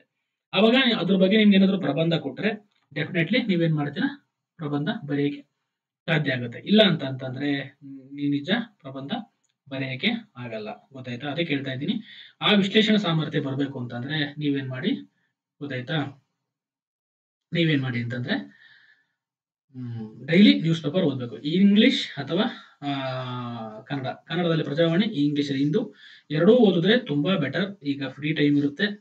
ಮತ್ತೆ ನಾನು ಇದಕ್ಕೆ ಪ್ರಜಾವಾಣಿ ಪೇಪರ್ ಹೆಂಗ್ ಓದ್ಬೇಕು ಅಂತ ಒಂದು ವಿಡಿಯೋನು ಮಾಡಿದ್ದೀನಿ. ನೀವು ಆ ವಿಡಿಯೋದಲ್ಲಿ ಹೋಗಿ ನೋಡಿದ್ರೆ ನಿಮಗೆ ಗೊತ್ತಾಗುತ್ತೆ ಯಾವ ರೀತಿ ಪ್ರಜಾವಾಣಿ ಪೇಪರ್ ಓದಬೇಕು ಫಾರ್ ಕಾಂಪಿಟೇಟಿವ್ ಎಕ್ಸಾಮ್ಸ್. ಮತ್ತೆ ಹಿಂದೂ ಪೇಪರ್ ಓದೋದು ನಾನು ನೆಕ್ಸ್ಟ್ ವಿಡಿಯೋದಲ್ಲಿ ಮಾಡ್ತೀನಿ. ಇಂಗ್ಲಿಷ್ ಮೀಡಿಯಂ ಸ್ಟೂಡೆಂಟ್ಸ್ ಯಾರಾದ್ರೂ ಇದ್ರೆ ಅವ್ರಿಗೂ ತಿಳಿಸ್ಬೇಕು ಅಲ್ವಾ. ಹಾಗಾಗಿ ಮುಂದಿನ ದಿನ ಅದನ್ನ ಮಾಡೋಣ. ಈಗ ನೀವು ಪೇಪರ್ನ ಕಂಪಲ್ಸರಿ ಓದಬೇಕು. ಪೇಪರ್ ಓದಿದ್ನ ನೋಟ್ಸ್ ಮಾಡ್ಕೊಳೋದು ನಾನು ಹೆಂಗೆ ಅಂತ ಅಂದ್ಬಿಟ್ಟು ಹೇಳಿದ್ದೀನಿ. ಅದನ್ನು ನೀವು ವಿಡಿಯೋದಲ್ಲಿ ನೋಡಿ ನಿಮಗೆ ಗೊತ್ತಾಗುತ್ತೆ. ನೋಟ್ಸ್ ಮಾಡ್ಕೊಂಡ್ರೆ ಒಳ್ಳೇದು. 1 ಅವರ್ ಸ್ಪೆಂಡ್ ಮಾಡಿದ್ರೆ ಡೆಫಿನೆಟ್ಲಿ ನೀವು ಡಿಗ್ರಿ ಮುಗಿಸಿ ಬರೋದ್ರೊಳಗೆ ನಿಮ್ಮ ಹತ್ರ ಒಂದು ಜ್ಞಾನ ಭಂಡಾರನೇ ಇರುತ್ತೆ. ಅಂದ್ರೆ ವಿಶ್ಲೇಷಣೆ ಮಾಡೋ ಸಾಮರ್ಥ್ಯ ಬಂದಿರುತ್ತೆ, ಮತ್ತೆ ಮಲ್ಟಿಪಲ್ ಚಾಯ್ಸ್ ಕ್ವಶನ್ ಆನ್ಸರ್ ಮಾಡೋ ಸಾಮರ್ಥ್ಯ ಬಂದಿರುತ್ತೆ. ಮತ್ತೆ ನೀವು ಯಾವುದೇ ಒಂದು ಎಕ್ಸಾಮ್ಸ್ ಕೊಟ್ರು ಕಾನ್ಫಿಡೆಂಟ್ ಆಗಿ ಡಿಗ್ರಿ ಮುಗಿತಿದ್ದಂಗೆ PSI ಎಕ್ಸಾಮ್ ಪ್ರಿಪೇರ್ ಆಗಿ ನೀವು ಜಾಬ್ ತಗೊಂಡು ಸಬ್ ಇನ್ಸ್ಪೆಕ್ಟರ್ ಆಗಿ KPIಗೆ ಟ್ರೈನಿಂಗ್ ಬರ್ಬೋದು. ಟ್ರೈನಿಂಗ್ ಮುಗಿಸಿ ಬಂದು ನಮ್ಮ ಜೊತೆ ಕೆಲಸ ಮಾಡಬಹುದು. ಗೊತ್ತಾಯ್ತಾ? ಹಾಗಾಗಿ ಹೇಳ್ತಿದ್ದೀನಿ, ಪೇಪರ್ನ ಎಲ್ಲಿ ಯಾವತ್ತು ಒಂದು ದಿನ ಊಟ ಮಾಡ್ತಿರೋ ಬಿಡ್ತಿರೋ ಗೊತ್ತಿಲ್ಲ, ನಿದ್ದೆ ಮಾಡ್ತಿರೋ ಬಿಡ್ತಿರೋ ಗೊತ್ತಿಲ್ಲ, ಪೇಪರ್ ಅವತ್ತು ಓದ್ ಮುಗಿಸ್ಬೇಕು. 10 ಗಂಟೆ ಆಗಲಿ 12 ಗಂಟೆ 12 ಗಂಟೆ ಆಗಲಿ, ಬೆಳಗ್ಗೆ 5 ಗಂಟೆಗೆ ಹೇಳ್ತೀರಾ 4 ಗೊತ್ತಿಲ್ಲ, 4 ಗಂಟೆಗೆ ಹೇಳ್ತೀರೋ ಗೊತ್ತಿಲ್ಲ, ಅವತ್ತಿನ ಪೇಪರ್ ಓದಿ ನೋಟ್ಸ್ ಮಾಡಿ ಇಟ್ಟು ಬಿಡಬೇಕು. ಗೊತ್ತಾಯ್ತಾ? ಇಟ್ಟು ಬಿಡೋದಂದ್ರೆ ಪೂಜೆ ಮಾಡಕ್ಕಲ್ಲ, ಮತ್ತೆ ರಿವಿಷನ್ ಮಾಡಬೇಕು. ಅದನ್ನ ನೀವು ಡಿಗ್ರಿ ಇರೋದ್ರಿಂದ ನಾನು ನಿಮ್ಗೆ ಹೇಳ್ತಾ ಇದ್ದೀನಿ, ನೀವು ಪ್ರಾಕ್ಟೀಸ್ ಮಾಡಿದ್ದೀನ, ನೀವು ಪ್ರಾಕ್ಟೀಸ್ ಮಾಡಿದ್ರೆ ನಿಮ್ಗೆ ಕಾಂಪಿಟೇಟಿವ್ ಫೀಲ್ಡಿಗೆ ಬಂದಾಗ ನಿಮ್ಗೆ ದೇವರನೇ ಕಷ್ಟ ಆಗಲ್ಲ. ಯಾವ ಕೋಚಿಂಗು ಬೇಕಿಲ್ಲ, ಯಾವೊಂದು ಲಕ್ಷಗಟ್ಟಲೆ ಕೋಚಿಂಗ್ ಖರ್ಚು ಮಾಡಿ ಹೋಗೋ ಅವಶ್ಯಕತೆ ಇಲ್ಲ. ಆದ್ರೂ ಹೋದ್ರೂ ವೇಸ್ಟ್. ಯಾಕೆಂದ್ರೆ ಈಗಿನ ಕೋಚಿಂಗ್ ಸೆಂಟರ್ಗಳು ದುಡ್ಡು ಮಾಡುವ ದಂಧೆ ಸೆಂಟರ್ ಆಗಿದ್ದಾವೆ. ಗೊತ್ತಾಯ್ತಾ? ದುಡ್ಡಿನ ಸುರಿಮಳೆ ಸುರಿಸ್ಬೇಕಾಗುತ್ತೆ ನೀವು ಹೋದ್ರೆ. ಒಂದು ಕೋಚಿಂಗ್ ಸೆಂಟರ್ 1.5 ಲಕ್ಷ 2 ಲಕ್ಷ ತನಕ ತಗೊಂತಾರೆ. ಒಂದು PSI ಕೋಚಿಂಗ್ 20,000ರಿಂದ 30,000 ತಗೊಂತಾರೆ. ಆದ್ರೆ ಅವ್ರು ಮಾಡೋದು 3 ತಿಂಗಳು ಕೋಚಿಂಗ್ ಮಾಡ್ತಾರೆ. ಅದರಲ್ಲಿ ಕುರಿ ದುಡ್ಡಿ ಮಾಡ್ಕೊಂಡು ಯಾರೋ ಒಬ್ಬ ಮುಂದ್ಗಡೆ ಕೂತ್ಕೊಂಡು ಇಬ್ರು ಕೂತ್ಕೊಂಡು ಕೇಳ್ಕೊಂಡು ಅವ್ರು ಮಾತ್ರ ಪಾಸ್ ಆಗ್ತಾರೆ. ಪಾಪ ಹಿಂದ್ಗಡೆ ಕುಂತ್ಕೊಂಡ್ಗ ಅವನಂಗೆ ಮನೆಗೆ ಬರ್ಬೇಕಾಗುತ್ತೆ ಇಂಟ್ರೆಸ್ಟ್ ಇಲ್ದಲೆ. ಗೊತ್ತಾಯ್ತಾ? ಅದಾಗಬಾರ್ದು ಅಂತಲೇ ನಾವು ಇದನ್ನೆಲ್ಲ ಮಾಡ್ತಾ ಇರೋದು. ಆ ಒಂದು ಆಪರ್ಚುನಿಟಿನ ಉಪಯೋಗಿಸ್ಕೊಳ್ಳಿ. ಏನೇ ಗೈಡೆನ್ಸ್ ಬೇಕಾದ್ರೂ ಕೇಳಿ ಮಾಡೋಣ, ಫ್ರೀಯಾಗಿ ಮಾಡೋಣ. ಯಾಕೆಂತಂದ್ರೆ ನೀವು ಬೆಳಿಬೇಕು. ಹುಡುಗರು, ಹಳ್ಳಿ ಹುಡುಗರು, ಬಡ ಮಕ್ಕಳು, ಹೆಣ್ಮಕ್ಳು, ನೀವು ಉದ್ಧಾರ ಆದ್ರೆ, ನೀವು PSI ಆದ್ರೆ ನಿಮ್ಗೆ ಸಾಮರ್ಥ್ಯ ಇದ್ರೆ ನೀವು ಡೆಫಿನೆಟ್ಲಿ ಆಗ್ತದೆ. ಹಂಗಾಗಿ ನಿಮ್ಮಂತರ ಹೆಲ್ಪ್ ಮಾಡಬೇಕು ಅನ್ನೋ ಉದ್ದೇಶದಿಂದ ನಾವಿದ್ದೀವಿ. ಗೊತ್ತಾಯ್ತಾ? ಹಿಂಗಾಗಿ ಡಿಗ್ರಿ ಓದ್ತಿರೋದ್ರೆ ಈಗಲಿಂದಲೇ ನೀವು ಅದನ್ನ ಪ್ರಿಪರೇಷನ್ ಸ್ಟಾರ್ಟ್ ಮಾಡಿ. ಪೇಪರ್ ಓದೋದನ್ನ ಮಾತ್ರ ಯಾವುದೇ ಕಾರಣಕ್ಕೂ ಬಿಡಬೇಡ್ರಿ. ಇದನ್ನೆಲ್ಲ ನಾನು ಮಾಡೋದನ್ನ ಏನಕ್ಕೆ ಹೇಳ್ತಾ ಇದ್ದೀನಿ ಅಂದ್ರೆ, ಇದು ನಾನು ಮಾಡಕ್ ಆಗಿರ್ಲಿಲ್ಲ. ನಾನು ಮಾಡಿದ್ರೆ ನಿಜ ಡೆಫಿನೆಟ್ಲಿ ನಾನು ಫಸ್ಟ್ ಅಟೆಂಪ್ಟ್ ಅಲ್ಲಿ ಪಾಸ್ ಆಗ್ತಿದ್ದೆ. ನಾನು 2014 ಎಕ್ಸಾಮ್ ಬರೆದೆ, PSI ಎಕ್ಸಾಮ್ ಪಾಸ್ ಆಗ್ಲಿಲ್ಲ. ಅರ್ಥ? ಯಾಕೆಂದ್ರೆ lack of knowledge, lack of preparation, lack of motivation, lack of guidance ಅದೆಲ್ಲ ಇಲ್ಲ. ಈಗ ನಿಮ್ಗೆಲ್ಲ ಅಟ್ಲೀಸ್ಟ್ ಹಿಂಗೆ ನಾವು ಯೂಟ್ಯೂಬ್ ಅಲ್ಲಿ ವಿಡಿಯೋಸ್ಗಳು ನೋಡ್ತಾ ಇದ್ರೆ ನಿಮ್ಗೆ ಗೊತ್ತಾಗುತ್ತೆ. ನಮ್ಗೆ ಏನಿರಲಿಲ್ಲ ಆ ಟೈಮಲ್ಲಿ. ಯಾರೋ ಒಂದು ಕೋಚಿಂಗ್ ಇನ್ಸ್ಟಿಟ್ಯೂಟ್ ಸೇರ್ಕೋಬೇಕಿತ್ತು, ಅವ್ರು ಕೊಟ್ಟು ನೋಟ್ಸ್ ದೊಡ್ಡ ಪರಮ ಗ್ರಂಥ, ಭಗವದ್ಗೀತೆ, ಕುರಾನ್, ಬೈಬಲ್ ತರ ತಗೊಂಡು ಹೋಗ್ಬೇಕಿತ್ತು, ಅದನ್ನೇ ಓದ್ಬೇಕಿತ್ತು. ಈಗ ಹಂಗಲ್ಲ, ನಿಮ್ಗೆ ಲಾಟ್ ಆಫ್ ಇನ್ಫಾರ್ಮೇಶನ್ ಇದೆ, ಲಾಟ್ ಆಫ್ ಸೋರ್ಸಸ್ ಇದೆ, ಲಾಟ್ ಆಫ್ ಗೈಡೆನ್ಸ್ ಅನ್ನೋದು ಬೀದಿಗೆ ಬಿದ್ದಿದ್ದಾರೆ. ಗೈಡೆನ್ಸ್ ಮಾಡೋರು, ಪುಸ್ತಕಟ್ಟೆ ಗೈಡೆನ್ಸ್ ಮಾಡೋರು ಎಲ್ಲ ಯೂಟ್ಯೂಬ್ ಚಾನಲ್ ಓಪನ್ ಮಾಡ್ಕೊಂಡು ಎಲ್ಲರೂ ಗೈಡೆನ್ಸ್ ಮಾಡಕ್ ನಿಂತಿದ್ದಾರೆ. ತಪ್ಪಿಲ್ಲ, ಆದ್ರೆ ರೈಟ್ ಗೈಡೆನ್ಸ್ ಕೊಡಿ. ನಾನು ಹೇಳೋದಷ್ಟೇ, ಒಂದು ಹುಡುಗ ನಿಮ್ ಚಾನಲ್ ನೋಡ್ತಾ ಇದ್ದಾನೆ, ಅಥವಾ ಒಂದು ಹುಡುಗ ನಿಮ್ ಬುಕ್ ಓದ್ತಾ ಇದ್ದಾನೆ, ಅಥವಾ ನೀವು ಒಂದು ಹುಡುಗ ನಿಮ್ಮ ಇನ್ಸ್ಟಿಟ್ಯೂಟ್ಗೆ ಬಂದಿದ್ದಾನೆ ಅಂದ್ರೆ ಅವನಿಗೆ ಲೈಫ್ ಅಲ್ಲಿ ಸಕ್ಸಸ್ ಸಿಗ್ಬೇಕು. ಅದನ್ನ ಮಾಡಿ, ಅದಕ್ಕೋಸ್ಕರ ಕಷ್ಟಪಡಿ ಅಂತ ಹೇಳ್ತಾ ಬಿಡಿ. ಅದೆಲ್ಲ ನಿಮ್ಗೆ ಮುಂದೆ ಹೋಗ್ತಾ ಅರ್ಥ ಆಗುತ್ತೆ. ಈಗ ನಾನು ಹೇಳೋದು ಫಾಲೋ ಅಪ್ ಮಾಡಿ, definitely you will be success. ಗೊತ್ತಾಯ್ತಾ? ಪದವಿ ವಿಷಯಗಳು ಮತ್ತು ಸ್ಪರ್ಧಾತ್ಮಕ ವಿಷಯಗಳು ಸಮಾನಾಂತರ ಓದಬಹುದು. ಈಗ ಕೆಲವರು ನಾನು PSI ಆಗ್ಬಿಡ್ತೀನಿ, ನನಗೆ ಡಿಗ್ರಿ ಬೇಡ ಅಂತ ಕೂತ್ಕೊಂಡ್ರೆ ನೀವು PSI ಆಗಲ್ಲ, ಡಿಗ್ರಿನೂ ಪಾಸ್ ಮಾಡೋಕ್ಕಾಗಲ್ಲ. ಹಾಗಾಗಿ ಹೇಳ್ತೀನಿ ನಾನು, ಡಿಗ್ರಿ ಓದ್ಬೇಕಾದ್ರೆ ಗೊತ್ತಾಯ್ತಾ? ನಿಮ್ಮ ಸಬ್ಜೆಕ್ಟ್ ಕಡೆನೂ ಕಾನ್ಸಂಟ್ರೇಟ್ ಮಾಡಿ. ಅದರಲ್ಲಿ ಒಳ್ಳೆ ಮಾರ್ಕ್ಸ್ ಬಂದ್ರೆ, ಒಳ್ಳೆ ಪರ್ಸೆಂಟೇಜ್ ಬಂದ್ರೆ ತುಂಬಾ ಒಳ್ಳೇದು. ಈಗ ಆ ಡಿಗ್ರಿ ವಿಷಯ ಓದ್ತಾ ಇದ್ರೆ ಆ ವಿಚಾರಗಳು ಕಾನ್ಸಂಟ್ರೇಟ್ ಮಾಡಿ ಜೊತೆಗೆ. ಯಾಕೆಂದ್ರೆ ಈಗ ನೋಡಿ, ನಾನು ಹೇಳಿದೆ, ಈಗ ಪ್ರೋಟೀನ್ಸ್, ಕಾರ್ಬೋಹೈಡ್ರೇಟ್ಸ್ ಮತ್ತೆ ವಿಟಮಿನ್ಸ್ ಬಗ್ಗೆ ಪಾಠ ಮಾಡ್ತಿರ್ತಾರೆ ಅಂದ್ಕೊಳ್ಳಿ ನಿಮ್ಮ ಕಾಲೇಜಲ್ಲಿ, ನೀವು ಸೈನ್ಸ್ ಓದ್ತಾ ಇದ್ರೆ ಅವಾಗ ಕಾನ್ಸಂಟ್ರೇಟ್ ಮಾಡಿ. ಯಾಕೆಂದ್ರೆ ಆ ಒಂದು ಟಾಪಿಕ್ ಏನಾಗುತ್ತೆ ನಿಮಗೆ ಎಕ್ಸಾಮಿಗೆ ಬರುತ್ತೆ. ಹಿಸ್ಟ್ರಿ ಓದ್ತಿರ್ತೀರ, ಮೌರ್ಯ ಸಾಮ್ರಾಜ್ಯದ ಬಗ್ಗೆನೋ, ವಿಜಯನಗರ ಸಾಮ್ರಾಜ್ಯದ ಬಗ್ಗೆನೋ, ಕೃಷ್ಣದೇವರಾಜ್ಯದ ಬಗ್ಗೆನೋ ಹೇಳ್ತಾ ಇರ್ತಾರೆ ನಿಮ್ಮ ಕಾಲೇಜಲ್ಲಿ. ಅವಾಗ ಹಿಂದ್ಗಡೆ ಕುತ್ಕೊಂಡು ಆಕ್ಲಿಸ್ಕೊಂಡು ತೂಗುಡಿಸ್ಕೊಂಡು ಇಂಟ್ರೆಸ್ಟ್ ಇಲ್ಲ ನಾನು ಅಂತ ಅಂದ್ಬಿಟ್ಟು ಮಾಡ್ಕೊಂಡು ಹೋಗೋದಕ್ಕಿಂತ ಅಲ್ಲಿ ಸ್ವಲ್ಪ ಇಂಟ್ರೆಸ್ಟ್ ಕೊಟ್ಟು ಕೇಳಿದ್ರೆ ಡೆಫಿನೆಟ್ಲಿ ಅದೇ ನಿಮ್ಮ ಕೇಳಿದ ಇಂಟ್ರೆಸ್ಟ್ ಪಾಠ ನಿಮ್ಮ ಕಾಂಪಿಟೇಟಿವ್ ಎಕ್ಸಾಮ್ಸ್ ಬಂದಾಗ ತುಂಬಾ ಹೆಲ್ಪ್ ಆಗುತ್ತೆ. ಮತ್ತೆ ನಿಮ್ಮ ಎಕ್ಸಾಮ್ಸ್ಗೂ ಹೆಲ್ಪ್ ಆಗುತ್ತೆ. ನೀವು ಎಕ್ಸಾಮ್ ಅಲ್ಲಿ ಪಾಸ್ ಆದ್ರೆ PSI ಆಗಕ್ಕಾಗೋದು ಅಲ್ವಾ? ಹಂಗಾಗಿ ನೀವು ಡಿಗ್ರಿ ಪಾಸ್ ಆಗ್ಬೇಕು. ಹಂಗಾಗಿ ಡಿಗ್ರಿ ಕಡೆನೂ ಏನ್ ಮಾಡ್ಬೇಕು, ನೀವು ಕಾನ್ಸಂಟ್ರೇಟ್ ಮಾಡಬೇಕು. ಗೊತ್ತಾಯ್ತಾ? ಆ ಕಾನ್ಸಂಟ್ರೇಟ್ ಮಾಡಿದ್ರೆ ನೀವೇನಾಗುತ್ತೆ, ಡೆಫಿನೆಟ್ಲಿ ಪಾಸ್ ಆಗಕ್ಕೆ ಸಾಧ್ಯ ಆಗುತ್ತೆ. ಡಿಗ್ರಿನ ವೆರಿ ಇಂಪಾರ್ಟೆಂಟ್. ಡಿಗ್ರಿ ಸಬ್ಜೆಕ್ಟ್ಸ್ ಬಗ್ಗೆ ಕಾನ್ಸಂಟ್ರೇಟ್ ಮಾಡಿ ಅಂತ ನಾನು ಹೇಳೋದು ಉದ್ದೇಶ ಅಷ್ಟೇ ಆಗಿತ್ತು. ಮತ್ತೆ ಸ್ಪರ್ಧಾತ್ಮಕ ಪರೀಕ್ಷೆ ಅನ್ನೋದು ಕೇವಲ ಉದ್ಯೋಗ ನಿರ್ಮಾಣ ಮಾಡೋದಿಲ್ಲ, ಅದು ನಿಮ್ಮ ವ್ಯಕ್ತಿತ್ವ ನಿರ್ಮಾಣ ಮಾಡೋದಾಗಿರ್ಬೇಕು. ಇದು ವೆರಿ ಇಂಪಾರ್ಟೆಂಟ್. ಅಂದ್ರೆ ಕಾಂಪಿಟೇಟಿವ್ ಎಕ್ಸಾಮ್ಸ್ ಅಂದ್ರೆ ಬರೀ ಕೇವಲ ಈಗ ಜಾಬ್ ತಗೊಂಡು ಇದ್ ಮಾಡೋದಲ್ಲ, ಅದು ನಿಮ್ಮ ವ್ಯಕ್ತಿತ್ವ ನಿರ್ಮಾಣ ಮಾಡೋದಾಗಿರ್ಬೇಕು. ಸ್ಪರ್ಧಾತ್ಮಕ ಪರೀಕ್ಷೆ ಅಂದ್ರೆ ಹಂಗೇನೆ, ನಿಮ್ಮ ವ್ಯಕ್ತಿತ್ವ ನಿರ್ಮಾಣ ಮಾಡುತ್ತೆ. ಯಾಕೆಂದ್ರೆ ಇಲ್ಲಿ ಓದೋ ಸಬ್ಜೆಕ್ಟ್ಸ್ ಎಲ್ಲಾ ಸಬ್ಜೆಕ್ಟ್ಸ್ ಕಲಿತೀರಾ. ನೈತಿಕತೆ ಕಲಿತೀರಾ, ಪ್ರಾಮಾಣಿಕತೆ ಅಂದ್ರೆ ಏನ್ ಕಲಿತೀರಾ, ಮತ್ತೆ ಸೊಸೈಟಿ ಅಂದ್ರೆ ಹೆಂಗ್ ಕಲಿತೀರಾ, ಹಿಸ್ಟ್ರಿ ಹೆಂಗಿತ್ತು ನಮ್ಮ ದೇಶ ಅಂತ ಕಲಿತೀರಾ, ಜಿಯೋಗ್ರಫಿ ನಮ್ಮ ಸುತ್ತಮುತ್ತ ವಾತಾವರಣ ಹೆಂಗಿದೆ, ಚೆನ್ನೈನಲ್ಲಿ ಫ್ಲಡ್ಸ್ ಯಾಕೆ ಆಗುತ್ತೆ, ಹಿಮಾಲಯ ಯಾಕೆ ಅಷ್ಟು ಉದ್ದ ಇದೆ, ಮತ್ತೆ ನಮ್ಮ ಕರಾವಳಿ ಪ್ರದೇಶ ಹೆಂಗ್ ಫಾರ್ಮೇಶನ್ ಆಯ್ತು, ಅದ್ರ ಬಗ್ಗೆ ನಿಮ್ಗೆಲ್ಲ ಏನಾಗುತ್ತೆ ಮಾಹಿತಿ ಸಿಗ್ತಾ ಹೋಗುತ್ತೆ. ಗೊತ್ತಾಯ್ತಾ? ಹಂಗಾಗಿ ನಿಮ್ಮ ವ್ಯಕ್ತಿತ್ವ ನಿರ್ಮಾಣ ಆಗ್ತಾ ಹೋಗುತ್ತೆ. ನೀವು ಮತ್ತೆ ಸೊಸೈಟಿಲಿ ಹೆಂಗ್ ಬಿಹೇವ್ ಮಾಡ್ಬೇಕು ಅಂತ ಗೊತ್ತಾಗುತ್ತೆ. ನಿಮ್ಮ ಅಕ್ಕ ತಂಗಿರ ಹತ್ರ ಹೆಂಗೆ ರೆಸ್ಪೆಕ್ಟ್ ಕೊಟ್ಟು ಮಾತಾಡ್ಬೇಕು ಅಂತ ಗೊತ್ತಾಗುತ್ತೆ. ಸೊಸೈಟಿಲಿ ಹೆಣ್ಮಕ್ಳನ್ನ ಹೆಂಗೆ ಗೌರವಿಸಬೇಕು ಅಂತ ಗೊತ್ತಾಗುತ್ತೆ. ಇದೆಲ್ಲ ಏನ್ ಸ್ಪರ್ಧಾತ್ಮಕ ಪರೀಕ್ಷೆ ಓದೋದ್ರಿಂದ ನಿಮ್ಗೆ ಬರುತ್ತೆ. ಇದು ಬರೀ ಉದ್ಯೋಗ ಪಡೆಯಕ್ಕೆ ಒಂದಿಲ್ಲ, ನಿಮ್ಮ ವ್ಯಕ್ತಿತ್ವದ ಒಂದು ನಿರ್ಮಾಣ, ನಿಮ್ಮ ಡೆವಲಪ್ಮೆಂಟ್, ನಿಮ್ಮ ಏನು ಹ್ಯೂಮನ್ ಡೆವಲಪ್ಮೆಂಟ್ ಅಂತ ಕರೀತಾರೆ, ಅಥವಾ ಪರ್ಸನಲ್ ಡೆವಲಪ್ಮೆಂಟ್ ಆಗುತ್ತೆ. ಅದು ಇಲ್ಲೇ ಆಗುತ್ತೆ. ನೀವು ಇಲ್ಲಿ ಅದನ್ನ ಕಲ್ತ್ಕೊಂಡ್ರೆ ಅಥವಾ ಈಗಲಿಂದ ರೂಢಿಸ್ಕೊಂಡ್ರೆ ನೀವು ಒಳ್ಳೆ ಅಧಿಕಾರಿಗಳು ಆಗ್ತೀರಾ, ಒಳ್ಳೆ ಹೆಸರುಗಳು ಮಾಡ್ತೀರಾ. ಗೊತ್ತಾಯ್ತಾ? ಈಗ ನಾನು ನಿಮ್ಗಡೆ ಇರೋ ಮಧುಕರ್ ಶೆಟ್ಟಿ ಸರ್ ಇದ್ದಾರೆ, ಅವ್ರ ಫೋಟೋ ಏನಕ್ಕೆ ಹಾಕೊಂಡಿದೀವಿ ಅಂತ ಕೇಳಿದ್ರೆ, ಅವರ ಮಾಡಿದ ಒಂದು ಒಳ್ಳೆ ಕೆಲಸಗಳಿಂದ, ಅವ್ರು ಮಾಡಿದ ಒಂದು ಉನ್ನತ ಕಾರ್ಯಗಳಿಂದ ಅವರು ಸತ್ತಿದ್ರು ಇನ್ನೂ ಏನಾಗಿದ್ದಾರೆ, ನಮ್ಮ ಜೊತೆ ಬದುಕಿದ್ದಾರೆ.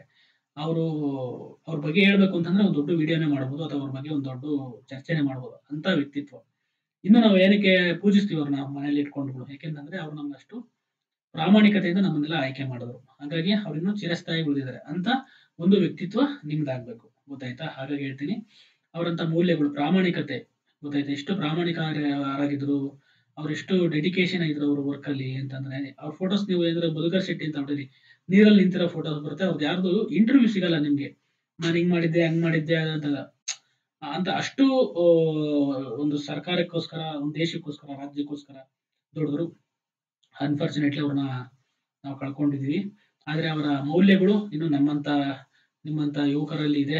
ಅವನ್ನ ಬೆಳೆಸ್ಬೇಕಾಗಿರೋದು ಇನ್ನು ಅಂತ ಮಧುಕರ್ ಶೆಟ್ಟಿಗಳು ಹುಟ್ಟಿ ಬರಬೇಕು.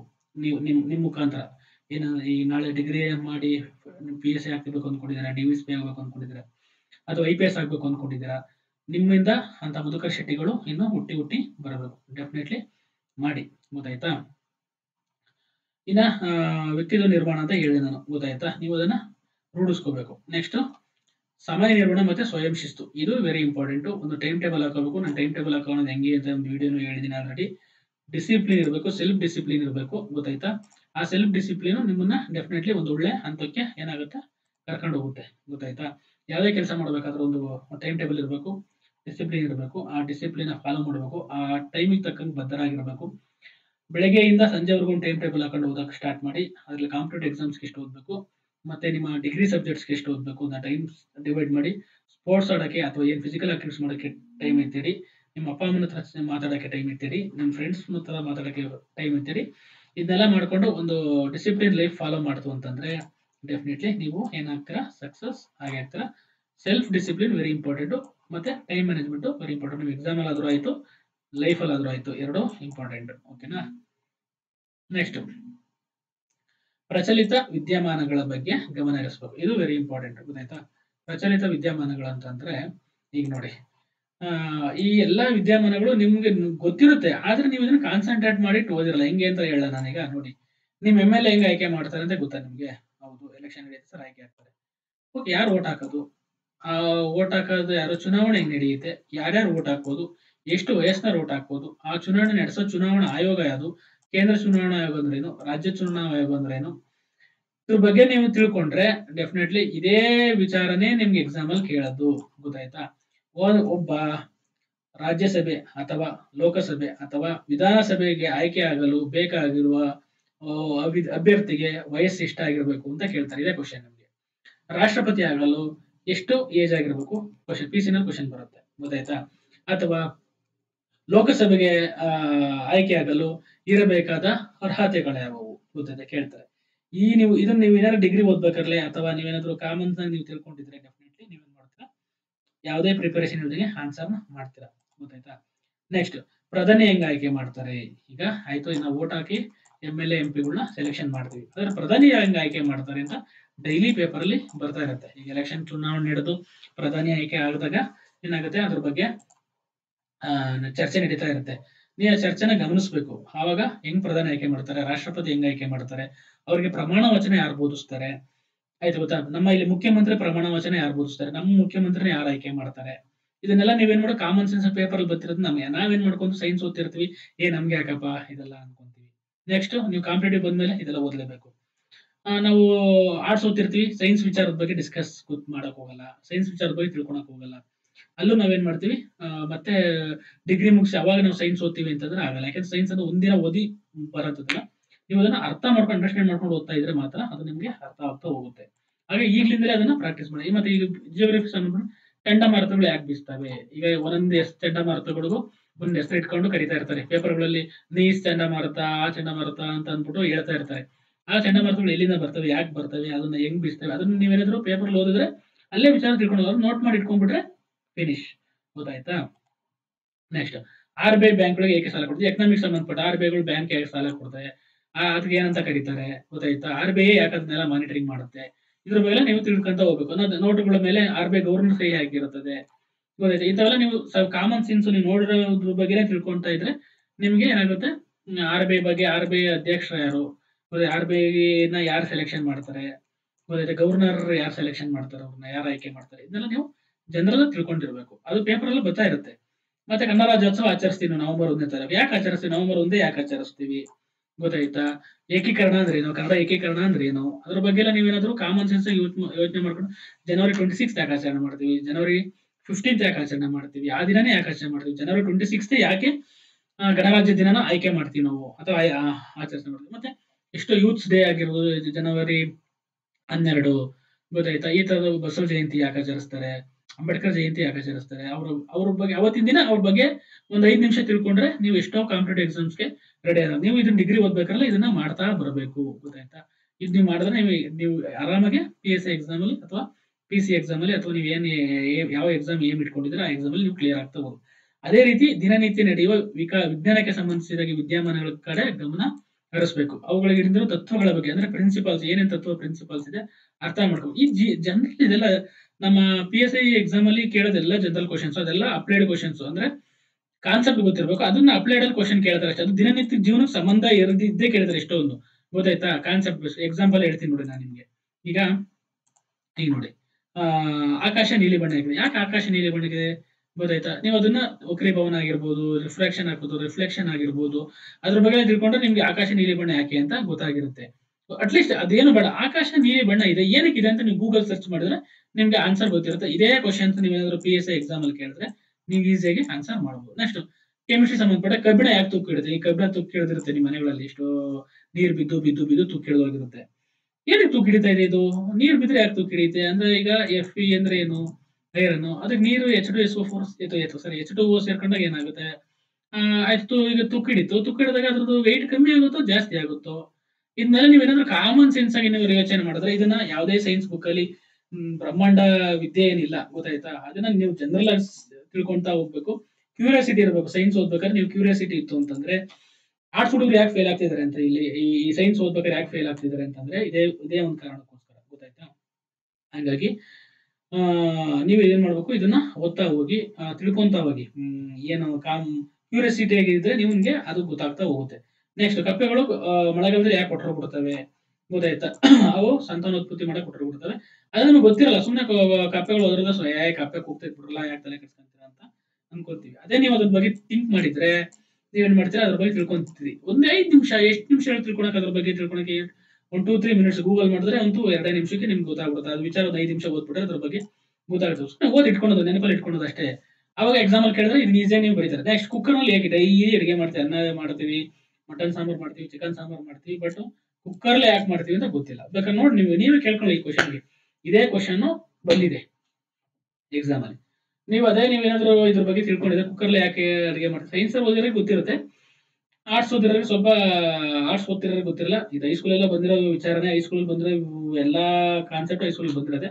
ಓದಿರಲ್ಲ, ಕಾನ್ಸಂಟ್ರೇಟ್ ಮಾಡಿ ಕೇಳಿರಲ್ಲ, ಬರೀ ಎಕ್ಸಾಮ್ ಪರ್ಪಸ್ ಓದಿರ್ತೀವಿ. ಅದನ್ನೇ ದಿನನಿತ್ಯಕ್ಕೆ ನಮ್ಮ ಎಜುಕೇಶನ್ ಸಿಸ್ಟಮ್ ಹೆಂಗ್ ಆಗೋಗ್ಬಿಟ್ಟಿದೆ. ನಮ್ಮ ಎಜುಕೇಶನ್ ಸಿಸ್ಟಮ್ ಹೆಂಗಿದೆ ಅಂತಂದ್ರೆ, ನಮ್ಗೆ ಏನೇ ಕಲ್ಸಿದ್ರು ಅದು ಬರೀ ಎಕ್ಸಾಮ್ ಪರ್ಪಸ್ ಮಾತ್ರ ಇರುತ್ತೆ, ಜೀವನಕ್ಕೆ ಏನು ಬರಲ್ಲ. ನಾನು ಈಗ BSc ಮಾಡಿದೀನಿ, MSc ಮಾಡಿದೀನಿ, ಫಿಸಿಕ್ಸ್ ಮಾಡಿದೀನಿ. ನಾನು MSc ಯಾವತ್ತೂ ಜೀವನದಲ್ಲಿ ಅಪ್ಲೈ ಮಾಡ್ಕೊಳ್ಳೇ ಇಲ್ಲ. ಯಾಕೆಂತಂದ್ರೆ ಈಗ ನೋಡಿ, ಕುಕ್ಕರ್ ಅಲ್ಲಿ ಯಾಕೆ ಅಡಿಗೆ ಮಾಡ್ತಾರೆ ಅಂದ್ರೆ ಅಲ್ಲಿ ಪ್ರೆಷರ್ ಕ್ರಿಯೇಟ್ ಆಗಿ ಬೇಗ ಬಾಯ್ಲಿಂಗ್ ಪಾಯಿಂಟ್ ಬಂದು ಅಡಿಗೆ ಬೇಗ ಆಗುತ್ತೆ ಅಂದ್ಬಿಟ್ಟು ಕುಕ್ಕರ್ ಯೂಸ್ ಮಾಡ್ತೇವೆ. ಗೊತ್ತಾಯ್ತಾ? ಅದು ನಮಗೆ ಗೊತ್ತಿರಲ್ಲ. ಅದನ್ನ ಡೈಲಿ ಲೈಫ್ ಏನೇನು ಓದಿದ್ನ ಡೈಲಿ ಲೈಫ್ ಅಪ್ಲೈ ಮಾಡಬೇಕು. ಅವಾಗ ಅಪ್ಲೈ ಮಾಡಿದಾಗ ಅದ್ರದ್ದು ಅನ್ವಯ ಗೊತ್ತಾಗುತ್ತೆ. ಹಾಗಾಗಿ ಹಂಗೆ ತಿಳ್ಕೊಂತ ಹೋಗ್ಬೇಕು. ನೆಕ್ಸ್ಟ್ ಈ ತರ ಇಷ್ಟು ವಿಚಾರಗಳು ಇವತ್ತಿನ ಒಂದು ವಿಡಿಯೋದಲ್ಲಿ ನೀವು ತಿಳ್ಕೊಂಡ್ರಿ. ಅರ್ಥ ಆಯ್ತಾ? ಹಾಗಾಗಿ ಏನೇನು ಓದ್ಬೇಕು, ಫಿಸಿಕಲ್ ಫಿಟ್ನೆಸ್ ಹೆಂಗೆ, ಮತ್ತೆ ಈ ಎಕ್ಸಾಮಿಗೆ ಹೆಂಗ್ ಪ್ರಿಪೇರ್ ಆಗ್ಬೇಕು ಅಂತ ಗೊತ್ತಾಯ್ತು. ಇದಲ್ದಲೆ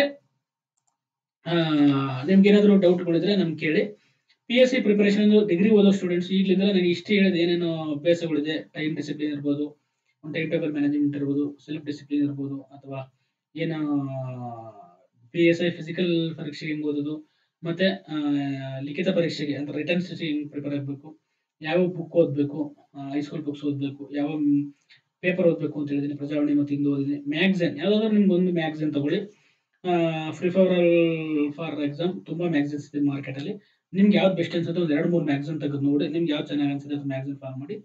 ನೋಟ್ಸ್ ಮಾಡ್ಕೊಂಡು ಮರಿಬೇಡಿ. ನಿಮ್ಮ ಹ್ಯಾಂಡ್ ರೈಟನ್ ನೋಟ್ಸ್ ಇರಬೇಕು. ಈ ಹ್ಯಾಂಡ್ ರೈಟನ್ ನೋಟ್ಸ್ ನಿಮ್ಮ ಎಕ್ಸಾಮ್ ಅಲ್ಲಿ ಹೆಂಗೆ ಹೆಲ್ಪ್ ಆಗುತ್ತೆ ಅಂತ ಹೇಳಿದೀನಿ. ಮತ್ತೆ ಪ್ರಜಾವಾಣಿ ಪೇಪರ್ ಹೆಂಗ್ ಓದಬೇಕು, ಕಾಂಪಿಟೇಟಿವ್ ಎಕ್ಸಾಮ್ ಹೆಂಗ್ ಓದಬೇಕು ಅಂತ ನಾನು ವಿಡಿಯೋ ಮಾಡಿದ್ದೀನಿ. ಮತ್ತೆ ಈಗಲಿಂದಲೇ ಫಸ್ಟ್ ಪೇಪರ್ಗೆ ಪ್ರಿಪರೇಷನ್ ಮಾಡಿ. ಅಂದ್ರೆ ಎಸ್ಸೆ ಬರೆಯೋದು, ಅಥವಾ ಕಾಲೇಜಲ್ಲಿ ಯಾವ್ದಾದ್ರು ಎಸ್ಸೆ ಕಾಂಪಿಟೇಷನ್ ಇದ್ರೆ ಹೋಗಿ ಜಾಯಿನ್ ಆಗೋದು, ಅಲ್ಲಿ ಎಸ್ಸೆ ಬರೆಯೋದು, ಅವೆಲ್ಲ ಪ್ರಾಕ್ಟೀಸ್ ಮಾಡ್ತಾ ಇದ್ರೆ ನಿಮಗೆ ಮುಂದೆ ಯಾವುದೇ ರೀತಿಯಿಂದ ಕಷ್ಟ ಆಗಲ್ಲ ಬಂದಾಗ, ಕಾಂಪಿಟೇಟಿವ್ ಎಕ್ಸಾಮ್ಸ್ ಬಂದಾಗ. ಗೊತ್ತಾಯ್ತಾ? ಈ ವಿಚಾರಗಳನ್ನೆಲ್ಲ ತಿಳ್ಕೊಂಡು ನೀವೇನ್ ಮಾಡಬೇಕು, ಎಕ್ಸಾಮ್ನ ಪ್ರಿಪೇರ್ ಮಾಡ್ತಾ ಹೋಗ್ಬೇಕು. ಗೊತ್ತಾಯ್ತಾ? ಇದ್ರಲ್ಲಿ ಏನಾದ್ರು ನಿಮ್ಗೆ ಏನಾದ್ರು ಕ್ವಶನ್ಸ್ ಇದ್ರೆ ನೀವೇನ್ ಮಾಡಿದ್ರೆ ನನಗೆ ಮೆಸೇಜ್ ಮಾಡಿದ್ರೆ ಯೂಟ್ಯೂಬಲ್ಲಿ ನಾನು ಡೆಫಿನೆಟ್ಲಿ ರಿಪ್ಲೈ ಮಾಡ್ತೀನಿ ನಾನು ಫ್ರೀ ಇದ್ದಾಗ. ನಾನು ಇದನ್ನೆಲ್ಲ ಮಾಡ್ತಾ ಇರೋದು ನನ್ನ ಒಂದು ಕರ್ತವ್ಯದ ಬಿಡುವಿನ ಅವಧಿಯಲ್ಲಿ. ಯಾರಿಗೆ ಹೆಲ್ಪ್ ಆಗಬೇಕು ಅಂತ, ಬಡ ಹುಡುಗರಿಗೆ, ಯಾರು ಅವಕಾಶ ಹೊಂಚಿದ್ರೆ ಈ ಕಾಂಪಿಟೇಟಿವ್ ಎಕ್ಸಾಮ್ಸ್ ಅಲ್ಲಿ ಯಾರಿಗೆ ನಾಲೆಡ್ಜ್ ಇಲ್ಲ ಅಥವಾ ಮನೇಲೇ ಕುತ್ಕೊಂಡು ಯಾರು ಪ್ರಿಪರೇಷನ್ ಮಾಡ್ತಾ ಇದ್ದೀರಾ ಅವ್ರಿಗೆ ಹೆಲ್ಪ್ ಆಗಲಿ ಅಂತ ಈ ವಿಡಿಯೋಗಳನ್ನ ಮಾಡ್ತಾ ಇದ್ದೀನಿ. ಅವ್ರಿಗೆ ತಲುಪಲಿ ಈ ವಿಡಿಯೋಗಳು.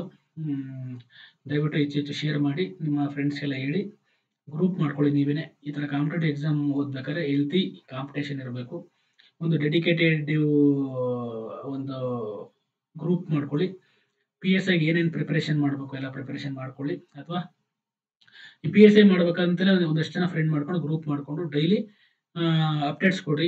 ಅಥವಾ ನಂದು ಈ ವಾಟ್ಸಪ್ ಗ್ರೂಪ್ ಇದೆ, ಈ PSI ಪ್ರಿಪರೇಷನ್ ಮಾಡಿರೋ ಹೊಸ ಹುಡುಗರು, ಪ್ರಿಪರೇಷನ್ ಯಾರು ಡಿಗ್ರಿ ಓದ್ತಿರೋ ಹುಡುಗರು, sir I can interested, please suggest me ಅಥವಾ ಗೈಡ್ ಮೀ ಅಂತ ನನಗೆ ಮೆಸೇಜ್ ಹಾಕಿದ್ರೆ ನಾನು ಅವ್ರನ್ನ ಗ್ರೂಪಿಗೆ ಆಡ್ ಮಾಡ್ತೀನಿ. ಮತ್ತೆ ಡೈಲಿ ಅಪ್ಡೇಟ್ಸ್ ಕೊಡ್ತಿರ್ತೀನಿ. ಡೈಲಿ ಒಂದು ಟಾಸ್ಕ್ ಕೊಡ್ತಾ ಇರ್ತೀನಿ. ಪ್ರಬಂಧ ಬರೆಯೋದಾಗಿರ್ಬೋದು, ಟ್ರಾನ್ಸ್ಲೇಷನ್ ಮಾಡೋದಾಗಿರ್ಬೋದು, ಅಥವಾ ಏನಾದರೂ ನ್ಯೂಸ್ ಪೇಪರ್ ಏನಾದರೂ ಕಟಿಂಗ್ಸ್ ಬಂದಿರೋದನ್ನ ಮಾಡೋದಿರ್ಬೋದು, ಅಥವಾ ಅವ್ರಿಗೆ ಏನಾದರೂ ಡೌಟ್ಸ್ ಇದ್ರೆ ಅದನ್ನ ಕ್ಲಾರಿಫೈ ಮಾಡ್ತಾ ಹೋಗ್ತೀನಿ. ಅಲ್ಲಿ ನನ್ನ ಒಂದು ಇನ್ಸ್ಟಾಗ್ರಾಮ್ ಕೊಟ್ಟಿದ್ದೀನಿ, ಮತ್ತೆ ನಾನು ಟ್ವಿಟರ್ ಕೊಟ್ಟಿದ್ದೀನಿ. ಅಲ್ಲಿ ನನ್ನ ಟೆಲಿಗ್ರಾಮ್ ಲಿಂಕ್ ಕಳಿಸಿ. ಟೆಲಿಗ್ರಾಮಲ್ಲೂ ಕೆಲವು ನಿಮ್ಗೆ ಅಪ್ಡೇಟ್ಸ್ ಬೇಕಾದ್ರೆ ಟೆಲಿಗ್ರಾಮಲ್ಲಿ ಸಿಗುತ್ತೆ. ಕಿಟ್ಟಿ ಕಾಂಪಿಟೇಟಿವ್ ಸಿದ್ಧಾಂತ ಅಂದ್ಬಿಟ್ಟು ಟೆಲಿಗ್ರಾಮ್ ಗ್ರೂಪ್ ಇದೆ. ಅಥವಾ ನೀವು ಡೈರೆಕ್ಟ್ ಆಗಿ ಯೂಟ್ಯೂಬಲ್ಲಿ ಬಂದು ನನಗೆ ಮೆಸೇಜ್ ಮಾಡಿದ್ರೆ ಡೆಫಿನೆಟ್ಲಿ ನಾನು ರಿಪ್ಲೈ ಮಾಡ್ತೀನಿ. ನಿಮ್ಗೆ ಏನೇ ಡೌಟ್ ಇದ್ರು ನಾನು ಕ್ಲಿಯರ್ ಮಾಡ್ತೀನಿ. ಈ ತರ ಪ್ರಿಪರೇಷನ್ ನೀವು ಡಿಗ್ರಿಲಿ ಇದ್ದಾಗಲೇ ಮಾಡಬೇಕು. ನಾನು ಹೇಳಿದೆ, ನಿಮ್ಮ ಪ್ರತಿನಿತ್ಯ ಆಲೋಚನೆಗಳು ನಿಮ್ಮನ್ನ ಒಂದು ಅಭ್ಯಾಸಗಳನ್ನು ಮಾಡುತ್ತೆ. ನಿಮ್ಮ ಅಭ್ಯಾಸಗಳು ನಿಮ್ಮ ಗುರಿನ ತಲುಪೋಕೆ ಹೆಲ್ಪ್ ಮಾಡುತ್ತೆ.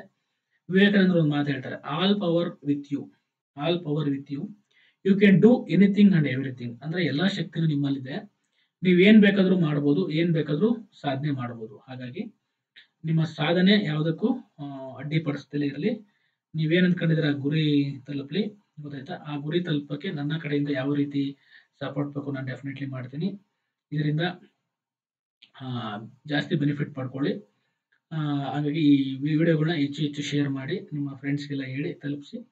ಮತ್ತು ನಿಮ್ಗೆ ಯಾರು ಇಂಟ್ರೆಸ್ಟ್ ಇದ್ದರೆ ನನಗೆ ಮೆಸೇಜ್ ಮಾಡಿದ್ರೆ ನಾನು ನಿಮ್ಮನ್ನು ಆ ವಾಟ್ಸಪ್ ಗ್ರೂಪಿಗೆ ಆ್ಯಡ್ ಮಾಡ್ತೀನಿ. ಮತ್ತು ನಿಮ್ಮನ್ನು PSI ಪ್ರಿಪರೇಷನ್ PSI ಆಗೋಕ್ಕೆ, ನಿನ್ನ PSI ಮಾಡೋಕ್ಕೆ ನನ್ನ ಎಲ್ಲ ಪರಿಶ್ರಮನ ಪಡ್ತೀನಿ. PSI ಒಂದಿಲ್ಲ, ಎಲ್ಲ ಎಕ್ಸಾಮ್ಗಳಿಗೂ ನಿಮ್ಗೆ ಯಾವ ಎಕ್ಸಾಮ್ ಗೈಡೆನ್ಸ್ ಬೇಕು ಮಾಡ್ತೀನಿ. ಬಟ್ ಈಗ ಏನಕ್ಕೆ ನಾನು PSI PC ಪ್ರಿಪರೇಷನ್ ಕೊಡ್ತಿದ್ರೆ ಆಲ್ರೆಡಿ ಕಾಲ್ಫಾರ್ಮ್ ಆಗಿದೆ, ಡೇಟ್ ಮಾತ್ರ ಅನೌನ್ಸ್ ಆಗಬೇಕು. ಆ ಒಂದು ಉದ್ದೇಶದಿಂದ ನಾನು ಈ ಥರ ಒಂದು ಇನಿಷಿಯೇಟಿವ್ ತಗೊಂಡಿದ್ದೀನಿ. ಇದು ಎಲ್ಲ ರೀಚ್ ಆಗಲಿ, ಎಲ್ಲ ಬಡ ಮಕ್ಕಳು ಬೆಳೀಲಿ, ಎಲ್ಲರಿಗೂ ಸಮಾನತೆ ಒಂದು ಬರಲಿ, ಸಮಾನತೆ ಶಿಕ್ಷಣ ಸಿಗಲಿ ಎಲ್ಲರಿಗೂ ಅಂತ ಹೇಳ್ತಾ ನಾನು ವಿಡಿಯೋನ ಇವತ್ತಿನ ಟಾಪಿಕ್ ಮುಗಿಸ್ತೀನಿ. All the best.